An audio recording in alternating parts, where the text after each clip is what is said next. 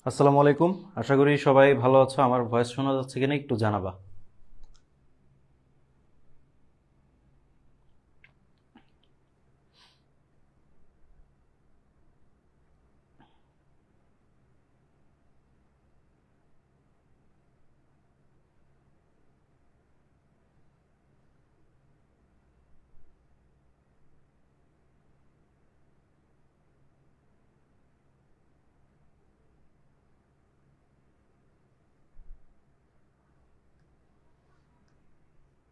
সবাই একটু জানাও আমার ভয়েস ক্লিয়ারলি শোনা যাচ্ছে কিনা।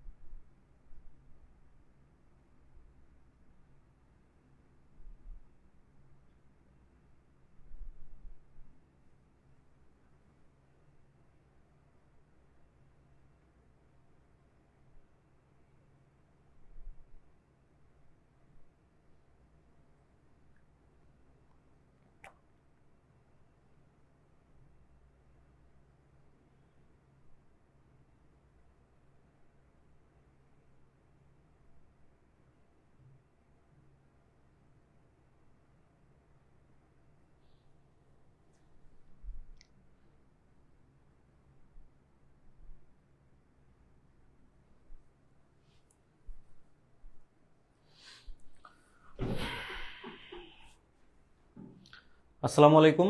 আহ, আশা করি সবাই ভালো আছো। আজকের ক্লাসটা খুবই ইম্পর্ট্যান্ট। তোমাদের সবাই জানো যে ফিজিক্সের চলতরিৎ অধ্যায় এবং সেমিকন্ডাক্টর যে দুইটা অধ্যায়, এই দুইটা অধ্যায়ের উপর আজকে ক্লাস নিব আমরা। এবং এই চ্যাপ্টার দুইটা কিন্তু মোটামুটি চলতরিৎটা অনেক বেশি ইম্পর্ট্যান্ট, সেমিকন্ডাক্টরটা একটু লেস ইম্পর্ট্যান্ট। এরপরেও আমরা দুইটা একসাথে শিখবো।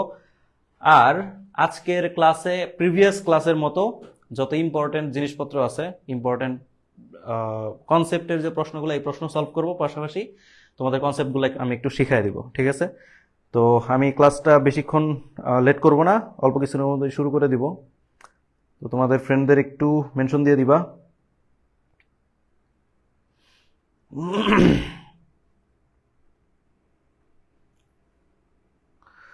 যারা যারা সালাম দিচ্ছ, ওয়ালাইকুম সালাম। আজকে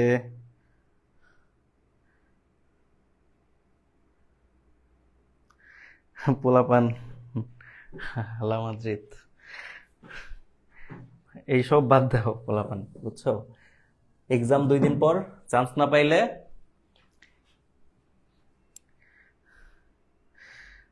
থাক, বাইরের জিনিসপত্র নিয়ে আলাপ আলোচনা না করি। আমরা হচ্ছে এই যে এই দুইটা চ্যাপ্টারের উপর বেশ কয়েকটা এমসিকিউ তোমাদের আছে, মোটামুটি স্লাইড তো রেডি আছে। এই সম্পূর্ণ জিনিসগুলো আজকে কভার করব। এর মাধ্যমে তোমাদের চলতরিতের যে কনসেপ্টগুলো আছে সবগুলো আশা করি ক্লিয়ার হবে, এবং চলতরিত থেকে যদি একটা কোশ্চেন আসে, তুমি আশা করি তুমি আজকের ক্লাস করলে চলতরি কোশ্চেন অ্যান্সার করতে পারবা। ঠিক আছে, আমরা বেশিক্ষণ লেট করব না, ক্লাসটা শুরু করে দেব। আজকে আমি একটু তোমাদের অ্যাটেন্ডেন্স খুব কম পাচ্ছি, পোলাপান তো নাই দেখা যায়। অনেকে আসতে অনেক লেট করতেছে, ওই যে একটা ভাবছে যে আচ্ছা 9টার ক্লাস, এটা একটা ভুল হয়েছে যে 9টার ক্লাস 9:30 আমি দিয়ে দিছি। এটা কারণ ছিল হচ্ছে একটু টেকনিক্যাল সমস্যা। আর 9টার ক্লাস 9:30 হওয়াতে অনেকে হচ্ছে ক্লাসে নাই। পাশাপাশি অনেকে মনে করে যে আচ্ছা ভাইয়ারা 9টা বললে 9:10 ক্লাস শুরু করে। ঠিক আছে, তো ওইভাবে চিন্তা ভাবনা করে হচ্ছে একটু পরে আসে। তো আশা করি চলে আসবে পোলাপান। আমরা হচ্ছে আহ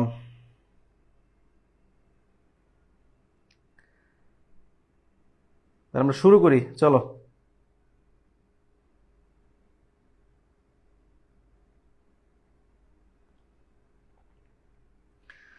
ওকে, এসে পড়ছে অনেকেই, আমরা শুরু করে দিব।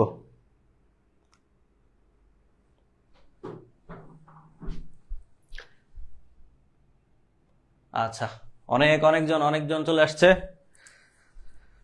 শুরু করি, চলো। আর যারা কমেন্ট করতেছো, শাহরিয়ার অন্তিক উপস্থিত ভাইয়া, উপস্থিত থাকো, ধন্যবাদ উপস্থিত হওয়ার জন্য। ক্লাসগুলা করো, ক্লাসে ডিস্টার্ব করো না কেউ, ঠিক আছে? ক্লাসে অবশ্যই প্রয়োজনীয় কমেন্ট করতে পারো, কিন্তু অপ্রয়োজনীয় কমেন্ট দেখলে আমি কিন্তু ক্লাস থেকে তাকে ব্লক দিয়ে দেবো, ঠিক আছে? এই জিনিসটা মাথায় রাখবা। চলো আমরা শুরু করি। শুরু করব হচ্ছে চলতরিৎ দিয়ে, এরপর চলতরিতের পরে সেমিকন্ডাক্টর এবং ইলেকট্রনিক্স। তো একটা জিনিস মাথায় রাখবা, চলতরিৎ অধ্যায়টা হচ্ছে সেকেন্ড পেপারের অধ্যায়গুলোর মধ্যে সবচেয়ে বেশি ইম্পর্টেন্ট। এখান থেকে 2টা কোশ্চেন তো শিওর থাকবে, 3টাও চলে আসতে পারে, বলা যায় না, ঠিক আছে? তো 2টা কোশ্চেন তুমি পাবা এই চলতরিৎ অধ্যায় থেকে। তাই চলতরিৎ অধ্যায়ের যত কনসেপ্ট আছে সবগুলা শিখে ফেলবা। আর স্পেসিফিক কয়েকটা কনসেপ্ট আছে যেখান থেকে বারবার কোশ্চেন আসে, এটা কিন্তু মাথায় রাখতে হবে, ঠিক আছে? আমরা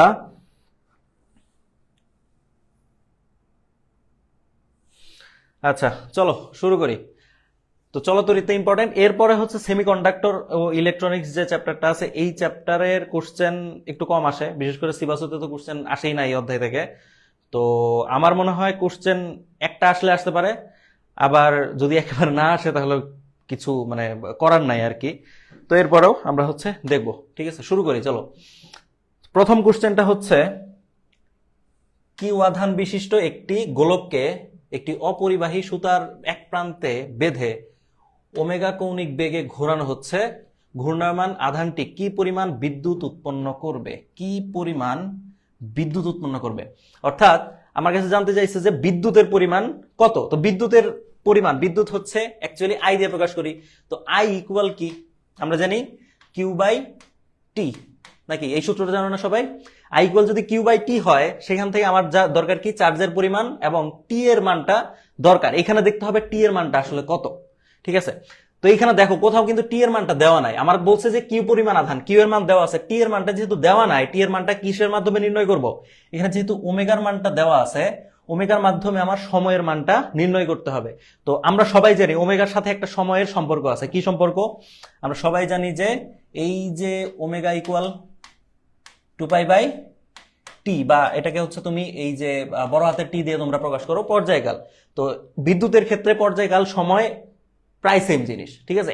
অ্যাকুরেটলি সেম না, প্রায় সেম জিনিস, এখানে তুমি ইউজ করতে পারবা। তো এখান থেকে যদি আমি টিটা বের করি, কি হবে? 2 বাই ওমেগা। তো 2 বাই ওমেগা যদি আমি এখানে বসাই, আচ্ছা sorry, Q by 2 by omega. তো এখান থেকে আমি যদি মানগুলো বসাই, কি কি চলে আসবে বলো? এটা উপরে চলে গেলে বাই 2 পাই, মানে কিউ ওমেগা বাই 2 পাই চলে আসতেছে, তাই না? কিউ ওমেগা বাই 2 পাই, ঠিক আছে? হ্যাঁ, আচ্ছা। এই অন্যদের সাথে কি কি কথা ভাই ক্লাসের মধ্যে? ক্লাসে অন্যদের সাথে কি কথাবার্তা ভাই? কিউ ওমেগা বাই 2 পাই, এখানে কিউ ওমেগা বাই 2 পাই তো দেখতেছি না।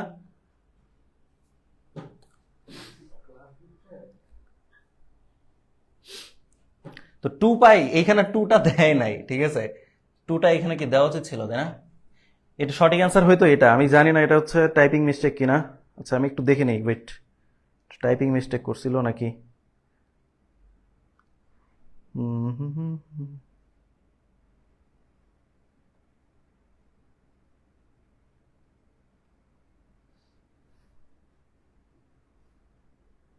হ্যাঁ, এখানে একটা 2 ছিল, 2টা হচ্ছে টাইপিং মিস্টেকের কারণে দেয় নাই, ঠিক আছে? তো এটার অ্যান্সার হবে এটা। আশা করি বুঝতে পারছো এই সূত্রটা কিভাবে আনলাম।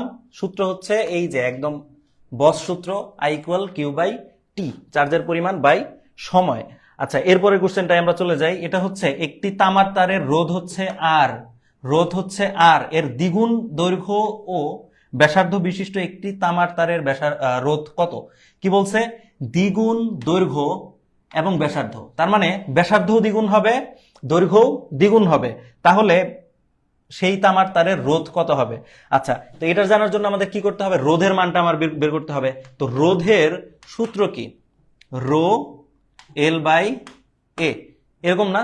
আর ইকুয়াল রো এল বাই এ, এরকম যদি হয়, আমার দেখো সম্পর্কটা কি, এল এবং এর সাথে সম্পর্ক হচ্ছে, রোধ তো দরকার নাই, আপেক্ষিক রোধের মান আমার দরকার হচ্ছে এল আর এর সাথে সম্পর্ক। তো এল হচ্ছে কত গুণ আমি বলছি? দৈর্ঘ্য হচ্ছে দ্বিগুণ, তো এইখানে আমি কি বসা দিব 12। আর এর জায়গায় এ কে আমরা কি আর স্কোয়ার দিয়ে লিখতে পারি। আর স্কোয়ার বলতে তুমি হচ্ছে এখানে 2 পাই আর স্কোয়ার লিখতে পারো, ঠিক আছে 2 পাই আর স্কোয়ার। তো 2 পাই তো একটা কনস্ট্যান্ট মান, ইউজ হবে কি আলটিমেটলি আর স্কোয়ার। তো আর স্কোয়ার যদি আমি বসাই, আর এর মান হচ্ছে কত গুণ দ্বিগুণ, তো ব্যাসার্ধ যদি দ্বিগুণ হয় 2 দ্বিগুণে 4, তার মানে হচ্ছে 4 আর স্কোয়ার চলে আসতেছে না, 4 আর স্কোয়ার। তার মানে উপরে আছে 2, নিচে আছে হচ্ছে 4, 2 4 এর মধ্যে যায় 2 বার। আগে এল বাই আর স্কোয়ার ছিল আর সামনে একটা চলে আসছে কি হাফ, এটা মানে হচ্ছে আমাদের এই যে এই আরটা, তাহলে আর বাই 2 আসতেছে না অ্যান্সারটা। তাহলে অ্যান্সার কি আসতেছে আর বাই 2, ঠিক আছে বুঝতে পারছো। অনেকেই আগেই কমেন্ট করছো, ধন্যবাদ। দেখো এটা আশা করি বুঝতে পারছো এই সম্পর্কটা কই থেকে আনলাম। এই যে এখানে সূত্র হচ্ছে R equal rho L by A, অথবা rho equal R A by L, এই সূত্রটা, এই সূত্র থেকেই তুমি এই যে যাবতীয় সম্পর্ক তুমি বের করতে পারবা। রোধের সাথে এই যে ক্ষেত্রফল, প্রস্থচ্ছেদ থেকে ক্ষেত্রফলের সম্পর্ক কি ব্যস্তানুপাতিক, এল এর সাথে বা দৈর্ঘ্যের সাথে সম্পর্ক কি সমানুপাতিক, তাই না। তো সেম জিনিসটা আমরা হচ্ছে পরবর্তীতে আরো দুই একটা ম্যাথ হয়তো দেখতে পারো, ম্যাথ আছে কিনা আমি জানি না, আশা করি কনসেপ্টটা বুঝতে পারছো। এগুলা মনে রাখবা, এই সূত্রগুলো খুব ইম্পর্টেন্ট। আচ্ছা এরপরেরটায় যায়, আচ্ছা এটাও খুব সুন্দর একটা ম্যাথ। এখানে বলছে যে একটি পরিবাহী তারের রোধ হচ্ছে 6 ওহম, এর দৈর্ঘ্য টেনে 3 গুণ করা হলে রোধ কত গুণ হবে। আমি জানি অনেকেই এই ম্যাথটা আগে থেকেই পারো, এরপরেও আমি হচ্ছে একটু মনে করাই দেওয়ার জন্য বলতেছি।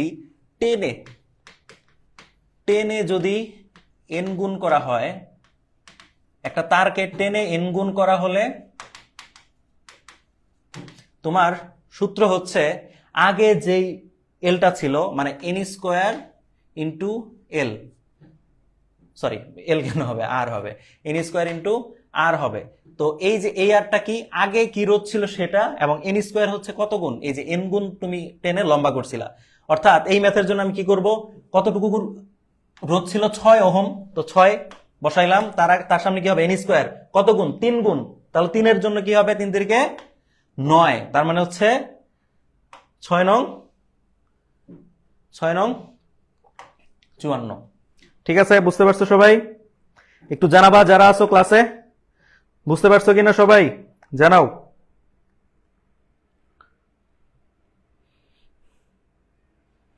আচ্ছা হ্যাঁ অনেকেই জানাইছে বিগ ফ্যান ভাই। আচ্ছা এই যে তোমাদের সাখাওয়াত ভাই কমেন্ট করছে, সাখাওয়াত ভাই হচ্ছে টিচার ক্যান্ডিডেট, মানে খুব শীঘ্রই কিছুদিনের মধ্যে টিচার হতে যাচ্ছেন, বাকৃবির টিচার, ঠিক আছে। উনি আমাদের খুবই কাছের বড় ভাই, আমাদের খুব আদর করেন। ওকে আমরা হচ্ছে এরপরের কোশ্চেনে যাই।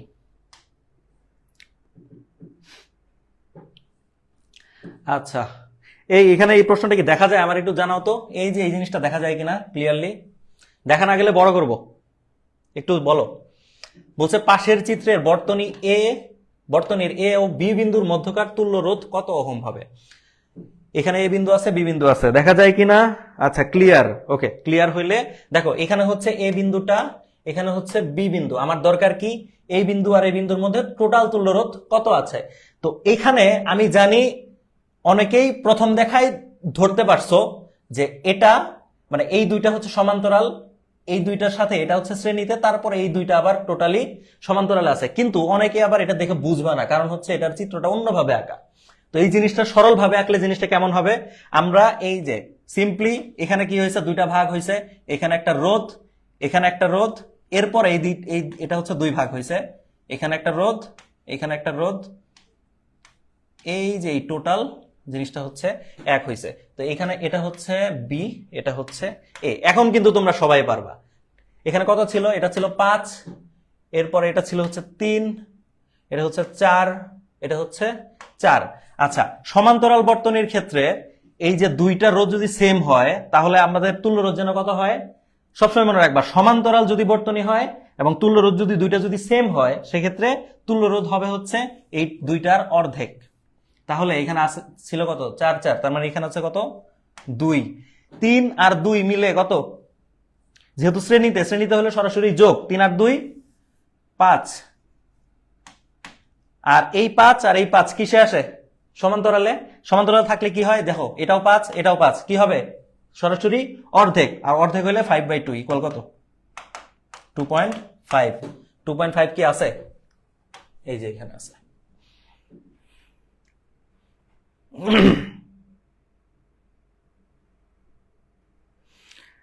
হ্যাঁ আচ্ছা, এই টাইপ তো তোমরা 20-এ 20 পাবা। ঝামেলা হচ্ছে আমি বলতেছি না যে এই ম্যাথগুলো আসবে।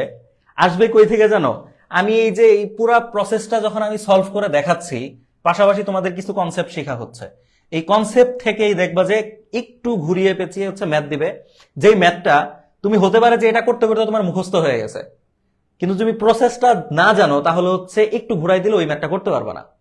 কিন্তু আমি যেহেতু এই প্রসেসটা আবার দেখাই দিচ্ছি, তোমাদের কনসেপ্টগুলো শিখাই দিচ্ছি, এই যে আমি যখন বললাম দুইটা সেম হইলে অর্ধেক হয়, এটা হচ্ছে তোমার এখন তুমি পারো, কিন্তু পরীক্ষা হলে গিয়ে মনে নাও থাকতে পারে। কিন্তু তুমি যখন বারবার প্র্যাকটিস করবা, এটা অটোমেটিক্যালি তোমার ভিতরে চলে আসবে। তো তোমাদের মধ্যে অনেকে হয়তো এখনো আমি জানি অনেকেই আছে যারা এই জিনিসগুলা সলভ করতে পারবে না অল্প সময়ে। এগুলা দরকার কি? এগুলো তো ইজি। ইজি হইলে ধরো এই ম্যাথটাই একজন সলভ করবে 30 সেকেন্ডে, আরেকজন সলভ করবে হচ্ছে 5 সেকেন্ডে। তো যে 5 সেকেন্ডে সলভ করবে সে কি আগায় গেল না? তো এইভাবে সহজ ম্যাথগুলোতে আগায় যেতে হয়, তার জন্য প্রচুর প্র্যাকটিস থাকতে হয়। বুঝতে পারছো?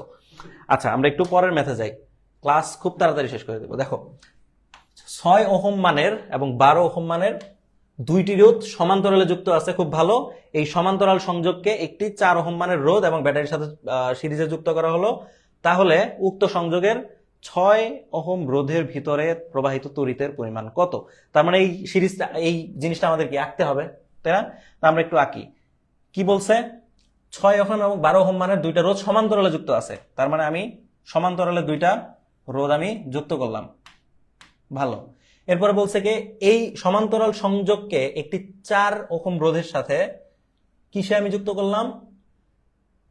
সিরিজে। 4 ওহম মানের রোধ এবং ব্যাটারির সাথে সিরিজে সংযুক্ত করা হলো। তার মানে এখানে একটা কি আছে? ব্যাটারি আছে। ব্যাটারি থাকলে এখানে একটা 6 ছিল, একটা ছিল 12। তোমাদের বলতেছে এই যে 6 ওহম মানের যে রোধটা আছে, এই রোধের ভিতর দিয়ে কতটুকু তড়িৎ প্রবাহিত হয়েছে এটা বের করতে হবে। তো এটা যদি তুমি বের করতে চাও এর ভিতর দিয়ে আই এর মান, তাহলে তোমার অবশ্যই এই যে ব্যাটারি মানটা লাগবে। তো ব্যাটারি মান কত ছিল? ব্যাটারির ওয়েট, ব্যাটারির মান তো লাগবে আমার, ব্যাটারি তো দিয়ে দেয় নাই।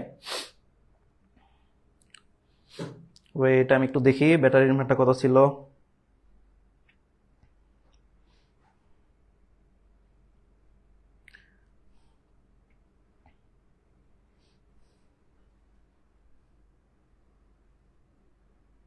আচ্ছা, ব্যাটারি হচ্ছে 24 ভোল্ট। ব্যাটারিটা ছিল হচ্ছে এখানে এই যে এই ব্যাটারিটা হচ্ছে 24 ভোল্ট ছিল। এখানে প্রশ্নে একটু ভুল আছে, এটা হচ্ছে 24। তো তার মানে আমার এখানে 24 ভোল্টের একটা ব্যাটারি আছে। তো এখান থেকে আমার এটা সহজে বের করতে হবে। তো তোমরা, আমি জানি অনেকেই সাথে সাথে সলভ করতে পারবা, আমি কিন্তু পুরো প্রসেসটা একটু দেখাবো, ঠিক আছে? তো তোমার এটার ভিতর দিয়ে কতটুকু তড়িৎ প্রবাহিত হবে সেটা বের করার জন্য তোমার আগে দেখতে হবে পুরা বর্তনীতে তড়িৎ প্রবাহ কতটুকু। মানে এখানে তো এটা হচ্ছে I1, আর এদিক দিয়ে যেটা যায় এটা হচ্ছে I2, এবং এই যে এই দিক দিয়ে যেটা যায় এটা হচ্ছে পুরো বর্তনীর I, এবং এই আইটাই I1 এবং I2 মিল হয়ে এখানে চলে আসে কি, আবার I চলে আসে, এই আইটাই আবার এদিক দিয়ে যায়, ঠিক আছে? এভাবে ঘুরতে থাকে। এখানে গিয়ে যেহেতু দুইটা অংশ হয়েছে, তার আগে আমার জানতে হবে যে এইখানে আইটা কত ছিল। তো আই জানার জন্য আমার কি করতে হবে? তুল্য রোধটা বের করতে হবে। এখানে ছিল 6, এখানে ছিল 12, আর এখানে ছিল 4। 6 আর 12 যদি সমান্তরালে থাকে, সমান্তরাল সংযোগে দুইটা বর্তনী দুইটা রোধ থাকলে যেন কি হয়? 6 গুণ 12 ভাগ 6 প্লাস 12। কি করলাম এটা? যে দুইটা রোধ যদি সমান্তরালে থাকে তাহলে কি করতে হয়? দুইটা প্রথমে গুণ করে উপরে লিখতে হয়, এরপরে যোগ করে নিচে লিখতে হয়। তো 3 6 12 72, আর হচ্ছে 6 12 হচ্ছে 18। তো এটা কয়বার যায়? 4 বার যায় না?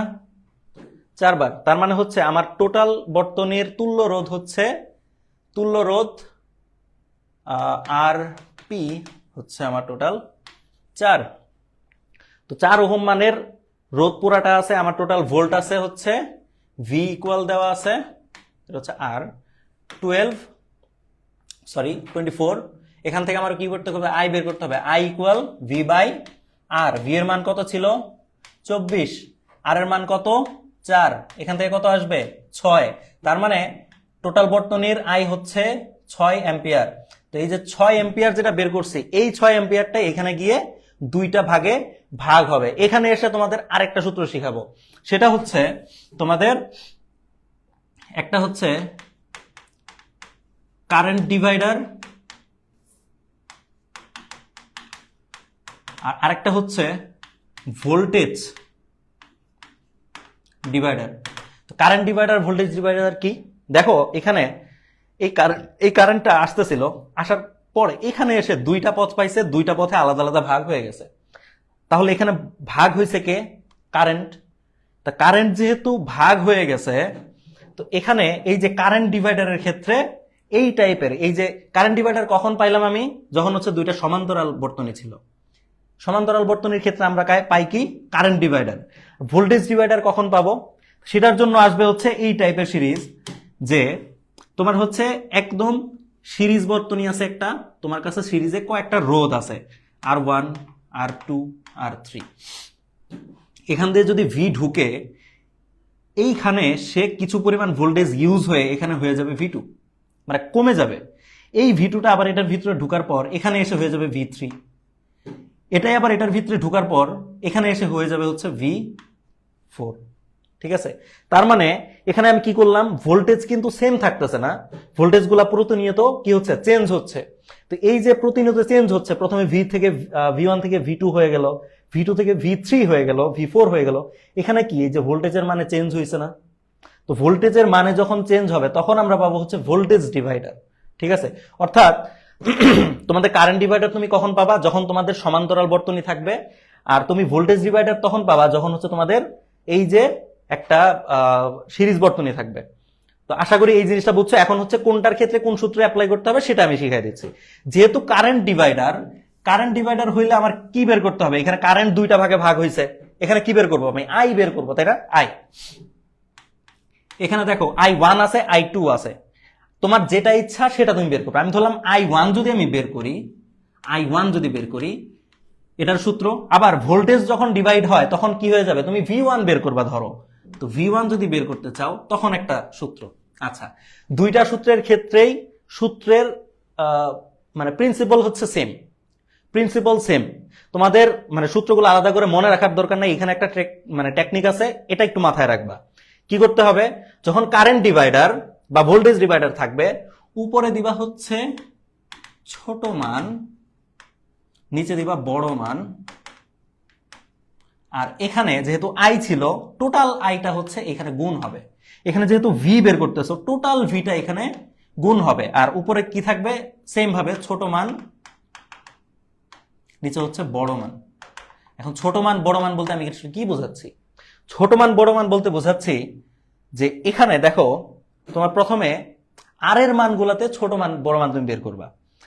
দেখো এখানে তোমার তুল্য রোধ তুমি যেটা বের করবা, এটা কি আই না, আই। এখানে এই যে ছোট আর বড় মানের মধ্যে একটা থাকবে হচ্ছে নিজের আইটা। তুমি এখানে I1 বের করতেছো, I1 কার জন্য, এই 6 ওহম রোধের জন্য। তাহলে এখানে এই দুইটার মধ্যে একটা 6 হবে, আরেকটা কি হবে সেটা আমি জানি না। আরেকটা কি হবে, এই যে এই দুইটা রোধের যে তুল্য রোধ সেটা, তো 6 আর 12 তুল্য রোধ কত হবে, আমরা আগেই বের করছি। 6 আর 12 তুল্য রোধ কত হয়, আচ্ছা আমি কি একটু ভুল করছিলাম, 4 4 8, সরি ভুল করছি, আমি কমেন্ট পড়ি নাই, ভুলে গেছি। 6 আর 12 এই দুইটা মিলে 4 হয়, কিন্তু 4 এর সাথে তো আবার এই রোধটা আছে 4 আর 4 হবে হচ্ছে 8, অর্থাৎ 4 আর 8, হ্যাঁ 4 আর 4 হচ্ছে 8, অর্থাৎ টোটাল আরটা হচ্ছে 8 ওহম। 8 ওহম হইলে আমাদের আই এর মান চলে আসে হচ্ছে 6 না 3, আই ইকুয়াল চলে আসে হচ্ছে 24/8, 3 অ্যাম্পিয়ার। আচ্ছা, আয়ের মান চলে আসছে। এখন আমি যখন I1 বের করব, উপরে কি দিব, ছোট মান, নিচে দিব বড় মান। তো উপরে নিচে ছোট মান বড় মানের ক্ষেত্রে একটা হচ্ছে আমার 6, আর একটা মান হচ্ছে এই দুইটার রোধ। তুল্য রোধ, এই দুইটা তুল্য রোধ কত? 4। এখন আবার বলো এই দুইটার মধ্যে ছোট মান কোনটা? নিশ্চয়ই 4। এটা কি ছিল আমার? আর পি ছিল। আর এটা কি ছিল? আমি যারটা বের করতেছি সে, এটা কি ছিল? I1, তাই না? I1। তো আমি এখানে কি বলছি? উপরে ছোট মান দিতে হবে, নিচে দিবে বড় মান। উপরে ছোট মান কোনটা? আর পি যেটা ছিল সেটা না?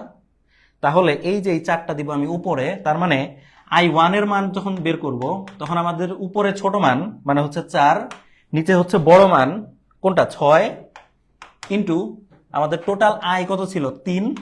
এই 3 দিয়ে ভাগ করতে হবে। 3 6 এর মধ্যে যায় 2 বার, 2 এটার মধ্যে যায় 2 বার। তার মানে আমাদের I1 এর মান হচ্ছে 2 অ্যাম্পিয়ার। তো এখানে কি 2 অ্যাম্পিয়ার অ্যান্সার আছে?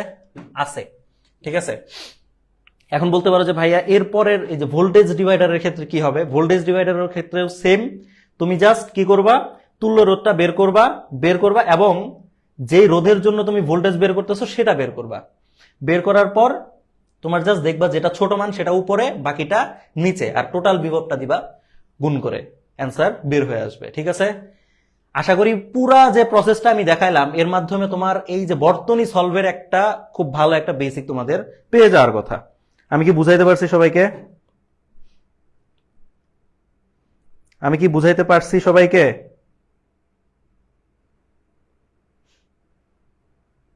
আচ্ছা, বলতেছে আবার বুঝাই দেন। আচ্ছা, আবার যদি বুঝাই আমি বলতেছি। দেখো, ওকে আবার বুঝাচ্ছি। যখনই তোমার বর্তনী সলভ করতে হবে তখন তুমি প্রথমত দেখবা এখানে আসলে কি কি দেওয়া আছে, সেটা দিয়ে তুমি একটা সমীকরণ বানায় ফেলবা। এখানে কি আছে? এই যে আমি হচ্ছে বানায় নিলাম, বলছে 6 এবং 12 মানের দুইটা রোধ আমি কি করব? সমান্তরাল সংযোগ করব। দুইটা সমান্তরালে দিছি এবং এই এটাকে কি করছি? একটি 4 ওহম মানের একটা রোধের সাথে এবং ব্যাটারির সাথে সিরিজে, মানে ব্যাটারি এবং এই রোধ সব পুরাটা থাকবে কি শ্রেণীতে। এই যে ব্যাটারি, এই যে এই যে ব্যাটারি, এই যে রোধ, সবগুলোর আমি কি করছি? শ্রেণীতে যুক্ত করে দিয়েছি। আচ্ছা, বলছে যে উক্ত সংযোগে 6 ওহম রোধের ভিতরে প্রবাহিত তড়িতের পরিমাণ কত হবে? তো 6 ওহম রোধ কোথায়? এই যে এখানে 6 ওহম রোধ। তো 6 ওহম রোধ যেহেতু এখানে আছে, তো আমাদের এটার ভিতর দিয়ে তড়িৎ প্রবাহ কত? তার মানে আমার এটার ভিতর দিয়ে তড়িৎ প্রবাহ আই বের করতে হবে। তো যখনই তোমার এই টাইপের ম্যাথ আসবে, তুমি প্রথমত যে তোমার কাজ সেটা হচ্ছে এখানে দেখো, তুমি যেহেতু I1 বের করবা, তাহলে তোমার বর্তনীর টোটাল বর্তনীর আইটা লাগবে। ঠিক আছে। যেহেতু I1টা তুমি বের করতেছো, তোমার টোটাল বর্তনীর কি লাগবে? টোটাল বর্তনীর আই লাগবে। টোটাল বর্তনীর আই বের করতে হলে তোমার যা যা করা লাগবে তুমি করবা। আর যদি দেখো যে এখানে হচ্ছে টোটালটাই শ্রেণীতে, তোমার হচ্ছে ভোল্টেজের যে ডিফারেন্স সেটা বের করতে বলছে, বা বিভব পার্থক্য, সেই ক্ষেত্রে তুমি কি করবা? যেহেতু বিভব পার্থক্য বের করতে বলছে, তাহলে তোমার কি করতে হবে? টোটাল বর্তনীর বিভব কত সেটা বের করতে হবে। সেই ক্ষেত্রে তোমার এটা দেওয়া থাকবে না হয়তো, তো সেটা তোমার বের করতে হবে। বের করার পর তুমি কি পাইলা? তোমার কাছে I1ও আছে, টোটাল বর্তনীর আইটাও আছে। ঠিক আছে, এই ম্যাথের ক্ষেত্রে। এখন এই যে আইটা আমি কিভাবে বের করলাম? দেখো, আই ইকুয়াল হচ্ছে V by R. I equal V by R, বর্তনীর বিভব এবং বর্তনীর টোটাল রোধ। তো বিভবটা আমার সরাসরি দেওয়া আছে 24, কিন্তু আর এর মানটা কিন্তু সরাসরি দেওয়া নাই। তো আর এর মানটা যদি বের করতে চাই কি করতে হবে? এই টোটাল বর্তনীর তুল্য রোধ বের করতে হবে। এখানে আছে 6, এখানে আছে 12। 6 আর 12-র যদি আমি তুল্য রোধ বের করি, আসে কত? 4। এই 4 এবং এই 4 কি সিরিজে থাকলে 4 আর 4 হয়ে গেল 8। তাহলে টোটাল বর্তনীর রোধ হচ্ছে তোমার এই যে 8 এবং ভোল্ট হচ্ছে তোমার 24। তো এখন তুমি আই ইকুয়াল ভি বাই আর দিয়ে 24/8 ইকুয়াল 3 অ্যাম্পিয়ার আই এর মান পেয়ে গেলা। এবং তুমি আই আগে থেকেই, যেহেতু তোমার বের করতে হবে হচ্ছে I1, তো I1 বের করার জন্য তোমার সূত্র কি? যেহেতু এখানে কারেন্ট ডিভাইড হয়েছে, তো কারেন্ট ডিভাইডার লতে চলে যাবা। তো কারেন্ট ডিভাইডার ল কি বলে? I1 ইকুয়াল হচ্ছে উপরে ছোট মান নিচে বড় মান into total I. Total I তুমি আগে বের করছো। ঠিক আছে। এখন ছোট মান আর বড় মান কোনটা? তোমার কাছে যে রোধ আছে, রোধ নিয়ে তুমি যত খেলাধুলা করবা। তো তোমার কাছে রোধ আছে এই I1, বা এখানে কি ছিল? R1 ছিল। তো এই রোধটা যেই রোধের জন্য বের করতেছো সেই রোধের মানটা তোমার লাগবে, এটা হচ্ছে 6। এবং এই দুইটা রোধের মধ্যে তুমি তুল্য রোধটা বের করবা। তুল্য রোধ তুমি আগে বের করছিলা, এই টোটালটা মিলে 8 ছিল, কিন্তু এই দুইটা মিলে কত ছিল? 4 ছিল। তো তোমার হাতে আছে 6 আর 4, এই দুইটার মধ্যে যেটা ছোট মান সেটা দিবা উপরে। এখানে 4 কি? ছোট, 4 দিলা উপরে, 6 কি? ছোট,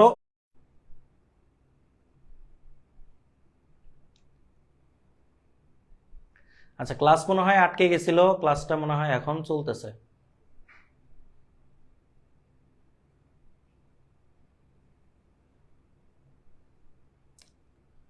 বাচ্চারা নেট মনে হয় আটকে গেছিল, এখন আসছে। আর ভয়েস শোনা যাচ্ছে এখন।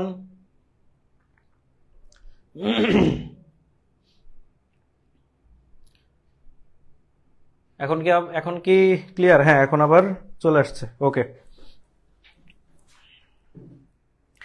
এখন ক্লিয়ার।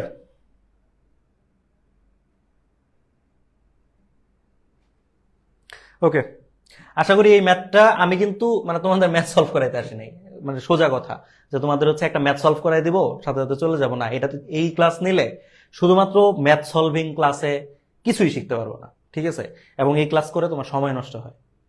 যতক্ষণই দাও, হইতে পারে যে ম্যাথ সলভ করাইলে সময় কম লাগে, কিন্তু সেই ক্লাসে তুমি কিছু শিখতে পারবে না। আমি তোমাকে একটা ম্যাথ সলভ করাইতে গিয়ে পুরো কনসেপ্টটা তোমাকে দেখাই দিলাম, এর মাধ্যমে তুমি যা শিখবা সেটা তোমার কাজে লাগবে পরীক্ষায়, ঠিক আছে? ওকে, আমার মনে হয় প্রবলেম এই যে বর্তনী সলভের ক্ষেত্রে আর কোনো সমস্যা থাকবে না আশা করি। এরপরে ম্যাথে যাই আমরা।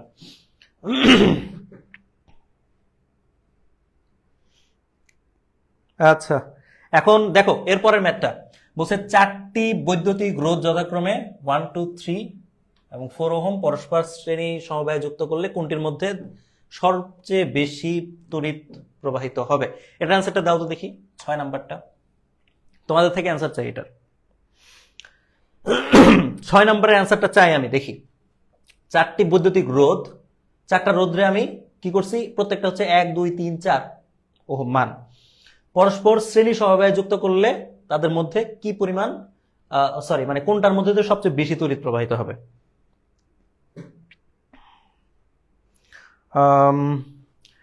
অনেকে বলতেছে 1 ওহম, অনেকে বলতেছে 2 ওহম, অনেকে বলতেছে সবগুলা সমান।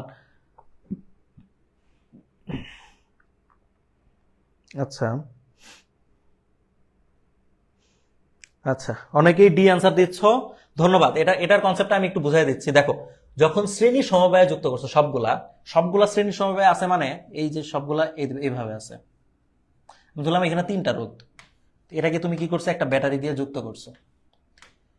এই রোধে এটা হচ্ছে R1, R2, R3। তুমি যখন এখানে কারেন্ট দিবা, এখান থেকে কারেন্ট ঢুকলো, আই ঢুকছে, কিন্তু এই আই ঢোকার পর এখানে আসার পর অন্য কোনো পথ পায় নাই, তার মানে এদিক দিয়ে কে যাচ্ছে, আই যাচ্ছে। এটা পার হওয়ার পর এখানেও কে আছে, এখানেও কিন্তু ওই আই, তড়িৎ প্রবাহ আই যেটা ছিল সেটাই আছে। এখানে আসার পরেও তড়িৎ প্রবাহ আই যেটা ছিল সেটাই আছে। এখানে পার হয়ে যাওয়ার পরেও তড়িৎ প্রবাহ আই যেটা ছিল সেটাই আছে, এটাই আবার ব্যাক করছে। তার মানে তোমার পুরো বর্তনীতে কখনোই আয়ের মান চেঞ্জ হয় নাই, বা আই ডিভাইডেড হয়ে যায় নাই। যেহেতু আই ডিভাইডেড হয় নাই, তার মানে পুরো বর্তনীতে আয়ের মান সবসময় সেম ছিল। সবসময় সেম থাকা মানে হচ্ছে R1, R2, R3 সবগুলার ভিতর দিয়েই গেছে হচ্ছে আই। তার মানে সবগুলা দিয়ে সমান পরিমাণ বিদ্যুৎ প্রবাহিত হবে। বুঝতে পারছো? হ্যাঁ, তো এই জিনিসটাই অনেকে হচ্ছে ভুল করছে, তো এই কারণে আমি এটা বুঝাই দিলাম, নাহলে কিন্তু আমি হচ্ছে আলাদা করে এটা বুঝাইতাম না, কারণ দু একজনের অ্যান্সারে এই যে এ নাম্বার অ্যান্সার দিচ্ছিল। বুঝতে পারছো? আচ্ছা, এটা হচ্ছে ইজি ম্যাথ। এরপরেরটাতে যাই। এরপর বলছে একটি বৈদ্যুতিক বাতির গায়ে 260 ভোল্ট 60 ওয়াট আছে, 260 বলছিল আমি জানি না, যাই হোক লেখা আছে, তার কার্যকরী রোধ কত? তো কার্যকরী রোধ বের করার জন্য আমাদের এখানে কি কি দেওয়া আছে, এখানে ক্ষমতা পি দেওয়া আছে এবং ভোল্ট ভি দেওয়া আছে। আচ্ছা, তোমরা হয়তো জানো যে আমি যখন ক্ষমতা পি বের করব, পি ইকুয়াল হচ্ছে অনেকগুলো সূত্র হয়, প্রত্যেকটা সূত্রে আমি লিখে দিচ্ছি। পি ইকুয়াল ভি আই, আবার P equal V square by R হয়, আবার P equal I square into R হয়। কখন কোনটা বসে? পি ইকুয়াল ভি আই, তোমার যেটা যেটা দেওয়া আছে তুমি যেই মানগুলো পাবা সেটাতে যেই সূত্র অ্যাপ্লাই হয় সেটাই হচ্ছে সেই ম্যাথের সূত্র। এটার ক্ষেত্রে দেখো এখানে একটা লিমিটেশন আছে, সেটা হচ্ছে ভি স্কোয়ার বাই আর। এই সূত্রটা হচ্ছে তখন অ্যাপ্লাই হয় যখন হচ্ছে রোধগুলা সমান্তরাল, রোধ হচ্ছে সমান্তরাল। আর এটা তখন ইউজ হয় যখন রোধগুলা শ্রেণীতে। কেন ভাইয়া? রোধ সমান্তরাল হলে তাদের বিভব সেম হয়। বিভব সেম হওয়ার কারণে তুমি হচ্ছে এখানে v²r দিচ্ছ। আর যখন শ্রেণীতে থাকলে আমরা একটু আগে দেখলাম তড়িৎ প্রবাহ সেম থাকে। তো শ্রেণীতে যদি তড়িৎ প্রবাহ সেম থাকে, এই কারণে হয়ে গেছে কি I² × r। এই সম্পর্কটা মনে রাখবা, কোনটা কোন জায়গায় ব্যবহার হয়। আচ্ছা, এটা আমাদের দেখার বিষয় না, এখন হচ্ছে আমরা ম্যাথটা সলভ করি। তো বলছে কি বৈদ্যুতিক বাতির গায়ে 260 ভোল্ট লেখা আছে। তো 260 ভোল্ট হচ্ছে কিসের মান? এটা হচ্ছে ভি এর মান হচ্ছে 260, এবং ক্ষমতা হচ্ছে পি এর মান দেওয়া আছে 60 ওয়াট। 60 ওয়াট যদি থাকে, আমার দরকার কি? বলছে রোধ কত। তো রোধ যদি আমি বের করতে চাই, তোমরা জানো যে P = v²/r। আমার বের করতে হবে রোধের মান। আরটা যদি এখানে আনে, পিটা চলে যাবে নিচে, তার মানে v²/p চলে আসতেছে না? v²/p চলে আসতেছে। এখান থেকে আমি হচ্ছে v এর মানটা তুমি বের করবা।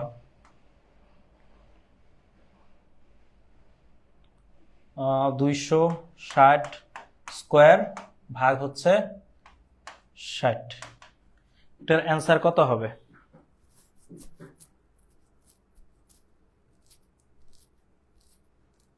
এটার অ্যান্সার দাও দেখি। এটা সলভ করলে কেমনে অ্যান্সার আসে দেখতে চাই।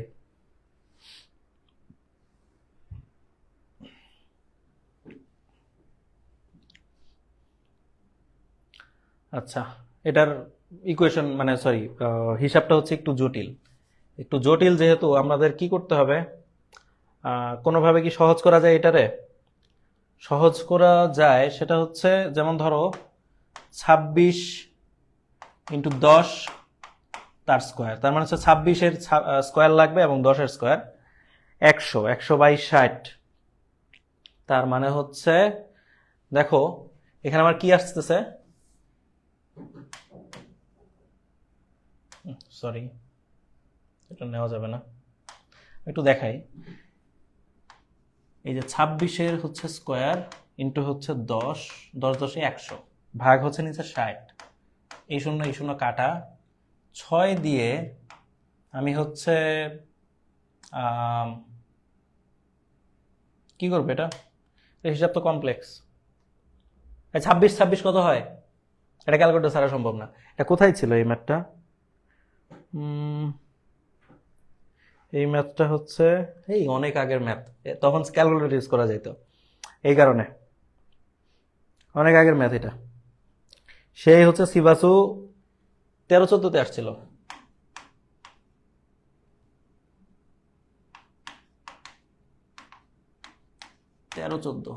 তো এত আগের এত কমপ্লেক্স হিসাব তোমাদের দিবে না। তোমাদের দিলে কি দিবে? এখানে মানে ধরো কাটাকাটি করা যায় এমন কোনো মান দিবে, তুমি আশা করি কাটাকাটি করতে পারবা। ঠিক আছে, তো এটার অ্যান্সার তোমরা বের করে নিও, আমি হচ্ছে সময় নষ্ট না করি। এরপরে চলে যাই। এরপরে বলছে যে 6 ভোল্ট শক্তির উৎস দ্বারা একটি বাতির মধ্য দিয়ে। আচ্ছা, তোমরা অনেকে আবার ভাবতে পারো যে ভাইয়া এটার সব মানে এটার কেন হচ্ছে হাতে কলমে করা গেল না? হাতে কলমে কি সবই সলভ করা যায় না? হাতে চাইলে করা যায় অবশ্যই, তুমি যেই সময়টা লাগবে ওই সময়টা তোমার হাতে নাই। তো হাতে কলমে সলভ করা যায় সেগুলাই যেগুলা ওইভাবে বানানো, যেগুলো হাতে কলমে সলভ করার মতো না সেগুলো তুমি করতে পারবা না। ঠিক আছে, পারতে পারো কিন্তু সময় লাগবে অনেক বেশি, সেই সময়টা নষ্ট করার দরকার নেই। ঠিক আছে, ওকে। এরপর বলছে 6 ভোল্ট শক্তির উৎস দ্বারা একটি বাতির মধ্য দিয়ে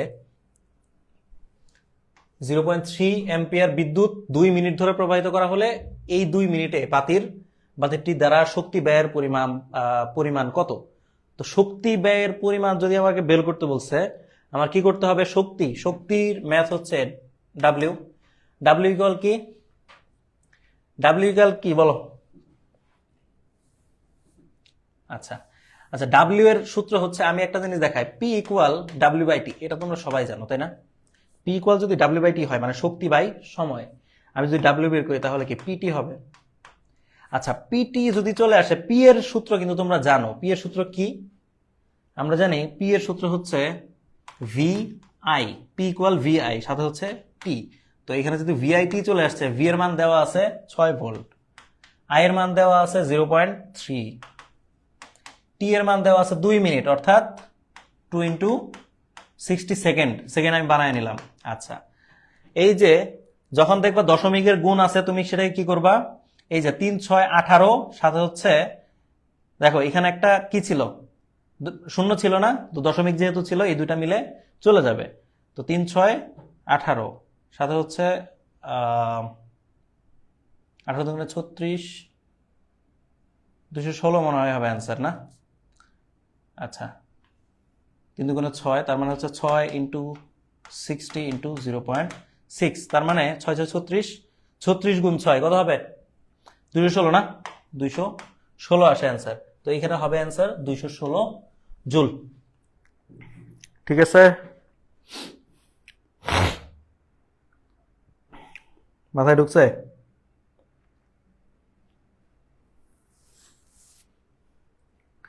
মাথায় ঢুকছে? আচ্ছা, এটা যদি হয়ে যায়, আমি জাস্ট এই যে প্রসেসগুলো দেখতেছো তো, এই যে কি এখানে আমি যখন দেখছি শক্তি আছে, এই শক্তিটা বলতে এটা কিন্তু বিভবের কথা বোঝাচ্ছে। এখানে বলছে ব্যয় দ্বারা শক্তি ব্যয়ের পরিমাপ, শক্তি ব্যয়ের পরিমাপ বলতে তোমাকে আলটিমেটলি ডাব্লিউ বের করতে হবে, আর ডাব্লিউ এর সূত্র হচ্ছে একমাত্র এই যে পিটি, পিটি থেকে তুমি পি এর মান জানো ভিআই ইন্টু টি, সেখান থেকে তুমি মান বসাই দিবা, ম্যাথ করবা, অ্যান্সার চলে আসবে। ঠিক আছে, এরপরেরটাই আমরা একটু যাই। বলছে 100 ওয়াট এবং 220 ওয়াট লিখিত একটি বৈদ্যুতিক, আচ্ছা ওয়েট, 100 ওয়াট এবং 220 ভোল্ট হওয়ার কথা, এটা কি 220 ভোল্ট হওয়ার কথা, 220 ভোল্ট লিখিত একটি বৈদ্যুতিক বাল্ব প্রতিদিন 10 ঘন্টা জ্বলে।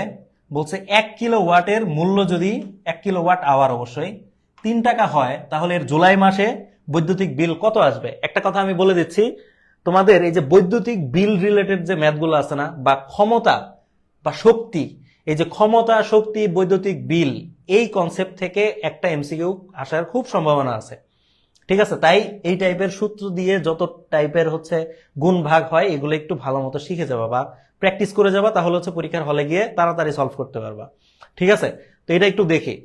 এখানে বলছে কি 100 ওয়াট, এটা হচ্ছে তার পি এর মান, এটা হচ্ছে ভি এর মান দেওয়া আছে। এই বৈদ্যুতিক বাল্ব প্রতিদিন 10 ঘন্টা করে জ্বলে, তাহলে হচ্ছে মূল্য কত হলে জুলাই মাসে বৈদ্যুতিক বিল কত আসবে। আমি এরপর একটু শিওর হয়ে নেই এই জিনিসটা হচ্ছে মানগুলো ঠিক আছে কিনা, যেহেতু সব জায়গায় হচ্ছে ঝামেলা হচ্ছে, মানগুলা ঠিক দেওয়া আছে কিনা একটু দেখে নিতে হবে আমার।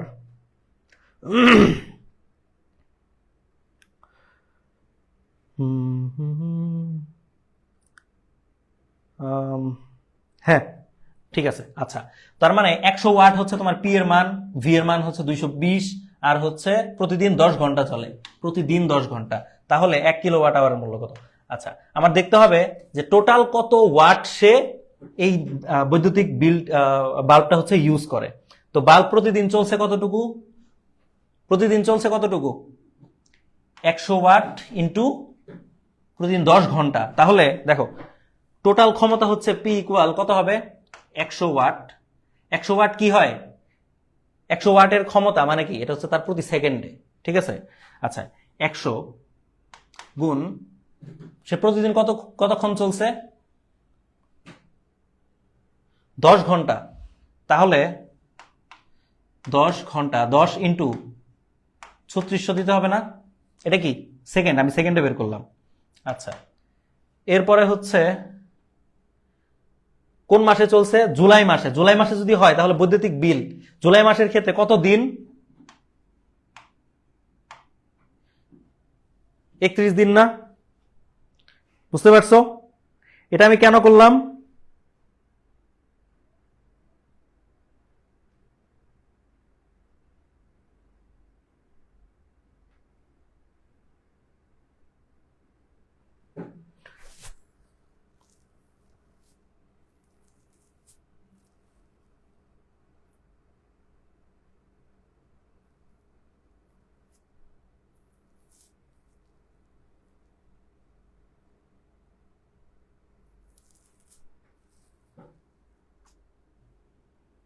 আচ্ছা, এটা তো ঘন্টায় দেওয়া, সরি, এটা হচ্ছে ঘন্টায় দেওয়া।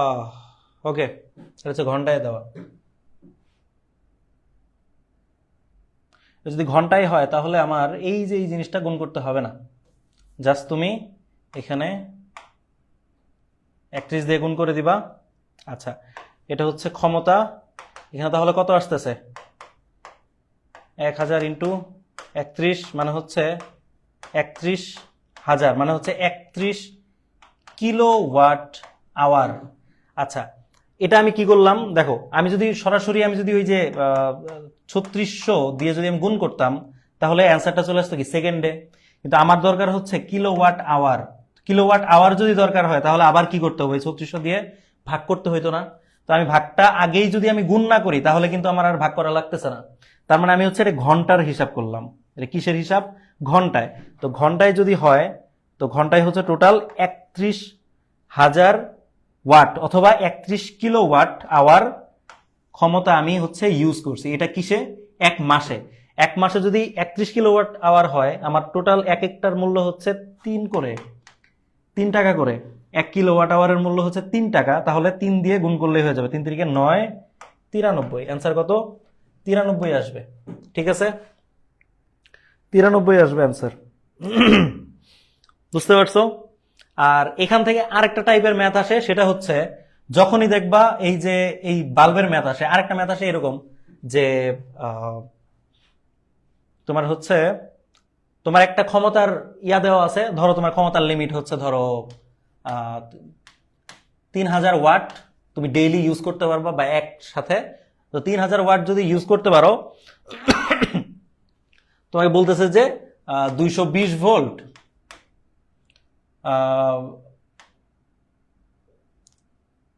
60 ওয়াটের কয়টা বাল্ব তুমি ডেইলি ইউজ করতে পারবা।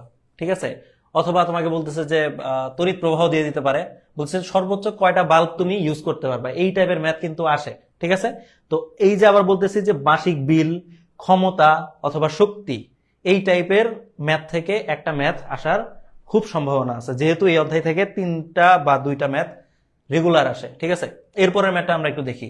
বলছে নিচের মিশ্রিত এককগুলির মধ্যে কোনটি ওয়াট এর সমতুল্য নয়। এই ম্যাথটা সুন্দর একটা ম্যাথ। কেন সুন্দর? অনেকে হচ্ছে এটাতে ভুল করবা বা অনেকে বুঝবাই না এটা আসলে কি বুঝাচ্ছে। ঠিক আছে, বলছে কি ওয়াটের সমতুল্য নয়। তো ওয়াট আসলে কি? ওয়াট হচ্ছে অবশ্যই পি। তো আমার দেখতে হবে এখানে আসলে কি কি দেওয়া আছে। এখানে দিছে জুল পার সেকেন্ড, এখানে অ্যাম্পিয়ার ইনটু ভোল্ট। তার মানে তোমার বুঝতে হবে যে এখানে অ্যাকচুয়ালি কি বোঝাচ্ছে। জুল মানে কি? শক্তি। তার মানে হচ্ছে উপরে আছে কি W by T. Ampere into volt মানে অ্যাম্পিয়ার কি আই, ভোল্ট মানে কি ভি। অ্যাম্পিয়ার স্কোয়ার মানে কি আই স্কোয়ার, আর ওহম মানে কি এটা কি রোধের মান। এবং এখানে রোধের স্কোয়ার দেওয়া, তার মানে কি আর স্কোয়ার ইন্টু ভি এর মান ভি, তার মানে ভি আর স্কোয়ার। তাহলে এখানে তোমার জাস্ট এটা দেখলেই হবে যে কোনটা আসলে ওয়াট বা ক্ষমতার সূত্র না। তো এখানে কোনটা ক্ষমতার সূত্র না বলতো? ডাব্লিউ বাই টি ক্ষমতার সূত্র, পি ইকুয়াল ভি আই ক্ষমতার সূত্র, পি ইকুয়াল আই স্কোয়ার আর ক্ষমতার সূত্র। একমাত্র আর স্কোয়ার ইন্টু ভি এটা কি ক্ষমতার সূত্র না। তার মানে অ্যান্সার হবে নিচের কোনটি সমতুল্য নয় লেখা ছিল, এই কারণে অ্যান্সার হবে এটা। অনেকে কি করবা এই 9টা দেখবা না চোখে, না দেখে প্রথমেই দেখবা যে ডাব্লিউ বাই টি দেওয়া, আচ্ছা এটাই অ্যান্সার, বাকিগুলা দেখার দরকার নাই নাকি। তো এটা করবা পরীক্ষা হলে একদম মানে কনফিডেন্ট সহকারে তুমি হচ্ছে অ্যান্সার দাগাই দিয়ে আসবা, তুমি শিওর এটা অ্যান্সার হবে। পরীক্ষার হল থেকে বের হয়ে প্রশ্ন আবার আরেকবার একটু তাকাইতে গিয়ে দেখবা যে তুমি তো এখানে বাস খেয়ে আসছো, পারা জিনিস ভুল করে আসছো। ঠিক আছে, এই ভুলগুলাই পরীক্ষার হলে হবে এবং এগুলো কিন্তু তোমাকে নতুন করে কেউ শিখাই দিবে না, তোমার এগুলো নিজে সতর্কতার সাথে সলভ করে আসতে হবে। শুধুমাত্র এই ঝামেলার কারণে এক একজন স্টুডেন্ট একটা ভর্তি পরীক্ষায় 3 থেকে 4টা ম্যাথ ভুল করে আসে। পারা ম্যাথ ভুল করে আসে শুধুমাত্র প্রশ্ন এবং অপশনগুলো সম্পূর্ণ ভালো মতো না পড়ার কারণে। এই জন্য আমি সবসময় বলবো যে যখনই ম্যাথ সলভ করবা যে কোনো পরীক্ষায় প্রথমে এই যে উদ্দীপক বা প্রশ্ন পুরোটা পড়বা, তারপরে অপশনগুলাও পড়বা, সবগুলা একবার হলেও পড়বা, তারপর অ্যান্সার দেখাবা। ঠিক আছে, একটু মাথায় রাখো। আচ্ছা, এরপরে বলছে সমান্তরালে সংযুক্ত দুইটি রেজিস্টর মানে কি? রেজিস্টর মানে কি রোধ, এর মান হচ্ছে 3:1। তাহলে তাদের মধ্যে পাওয়ারের অনুপাত কত? পাওয়ার মানে কি পি, বলছে পি, আর রেজিস্টর মানে হচ্ছে আর। তার মানে আলটিমেটলি বলছে যে আর এর অনুপাত 3:1 হইলে পি এর অনুপাত কত হবে। এখানে এই সূত্রটা তুমি কি দিয়ে করবা? আমি আগেই বলছিলাম এখানে যেহেতু সমান্তরাল লেখা আছে তাহলে অবশ্যই সমান্তরালে থাকলে কি হবে P equal V square by R হয়। এখানে দেখো পি এর সাথে আর এর সম্পর্ক কি, ব্যস্তানুপাতিক। তাহলে আমার আর এর অনুপাত যদি 3:1 হয়, আমার অবশ্যই পি এর অনুপাত হবে কি তার উল্টা, তার মানে 1:3। 1:3 কোথায় আছে, এটা অ্যান্সার। বুঝতে পারছো সবাই?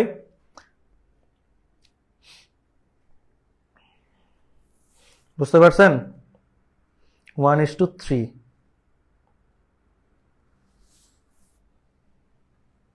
ওকে, সবাই পারতেছো? সবাই পারলে আমি হচ্ছে এরপরের কোশ্চেনে চলে যাব। ওকে, এরপরের কোশ্চেন বলছে একটি হুইস্টন ব্রিজ। আচ্ছা, এই যে হুইস্টন ব্রিজের কাহিনী। আচ্ছা, বলছে হুইস্টন ব্রিজের প্রথম, দ্বিতীয়, তৃতীয় বাহুতে হচ্ছে 8, 12, 16 ওহমের রোধ স্থাপন করে চতুর্থ বাহুতে কত রোধ স্থাপন করলে বৃষ্টি সাম্যাবস্থা প্রাপ্ত হবে? এটা একদম ইজি ম্যাথ, তোমরা সবাই জানো। এটা কিভাবে করতে হবে? এই যে P by Q R by S, এই যে চারটা রোধ যদি তুমি এইভাবে লিখতে পারো এবং তাদের অনুপাত যদি সমান হয়, তাহলেই কি হবে, এই ব্রিজটি সাম্যাবস্থা প্রাপ্ত হবে। তো সাম্যাবস্থা প্রাপ্ত হওয়ার জন্য এখানে মানগুলো আমরা বসাই সিরিয়ালি। 8/12 ইকুয়াল কত আছে, 16। তো 16 কত হবে? 16 হবে হচ্ছে 8/12, 16 ওহমের রোধ স্থাপন করে চতুর্থ বাহুতে কত স্থাপন করতে। এখানে হচ্ছে এক্স, এক্স এর মানটা তুমি বের করো।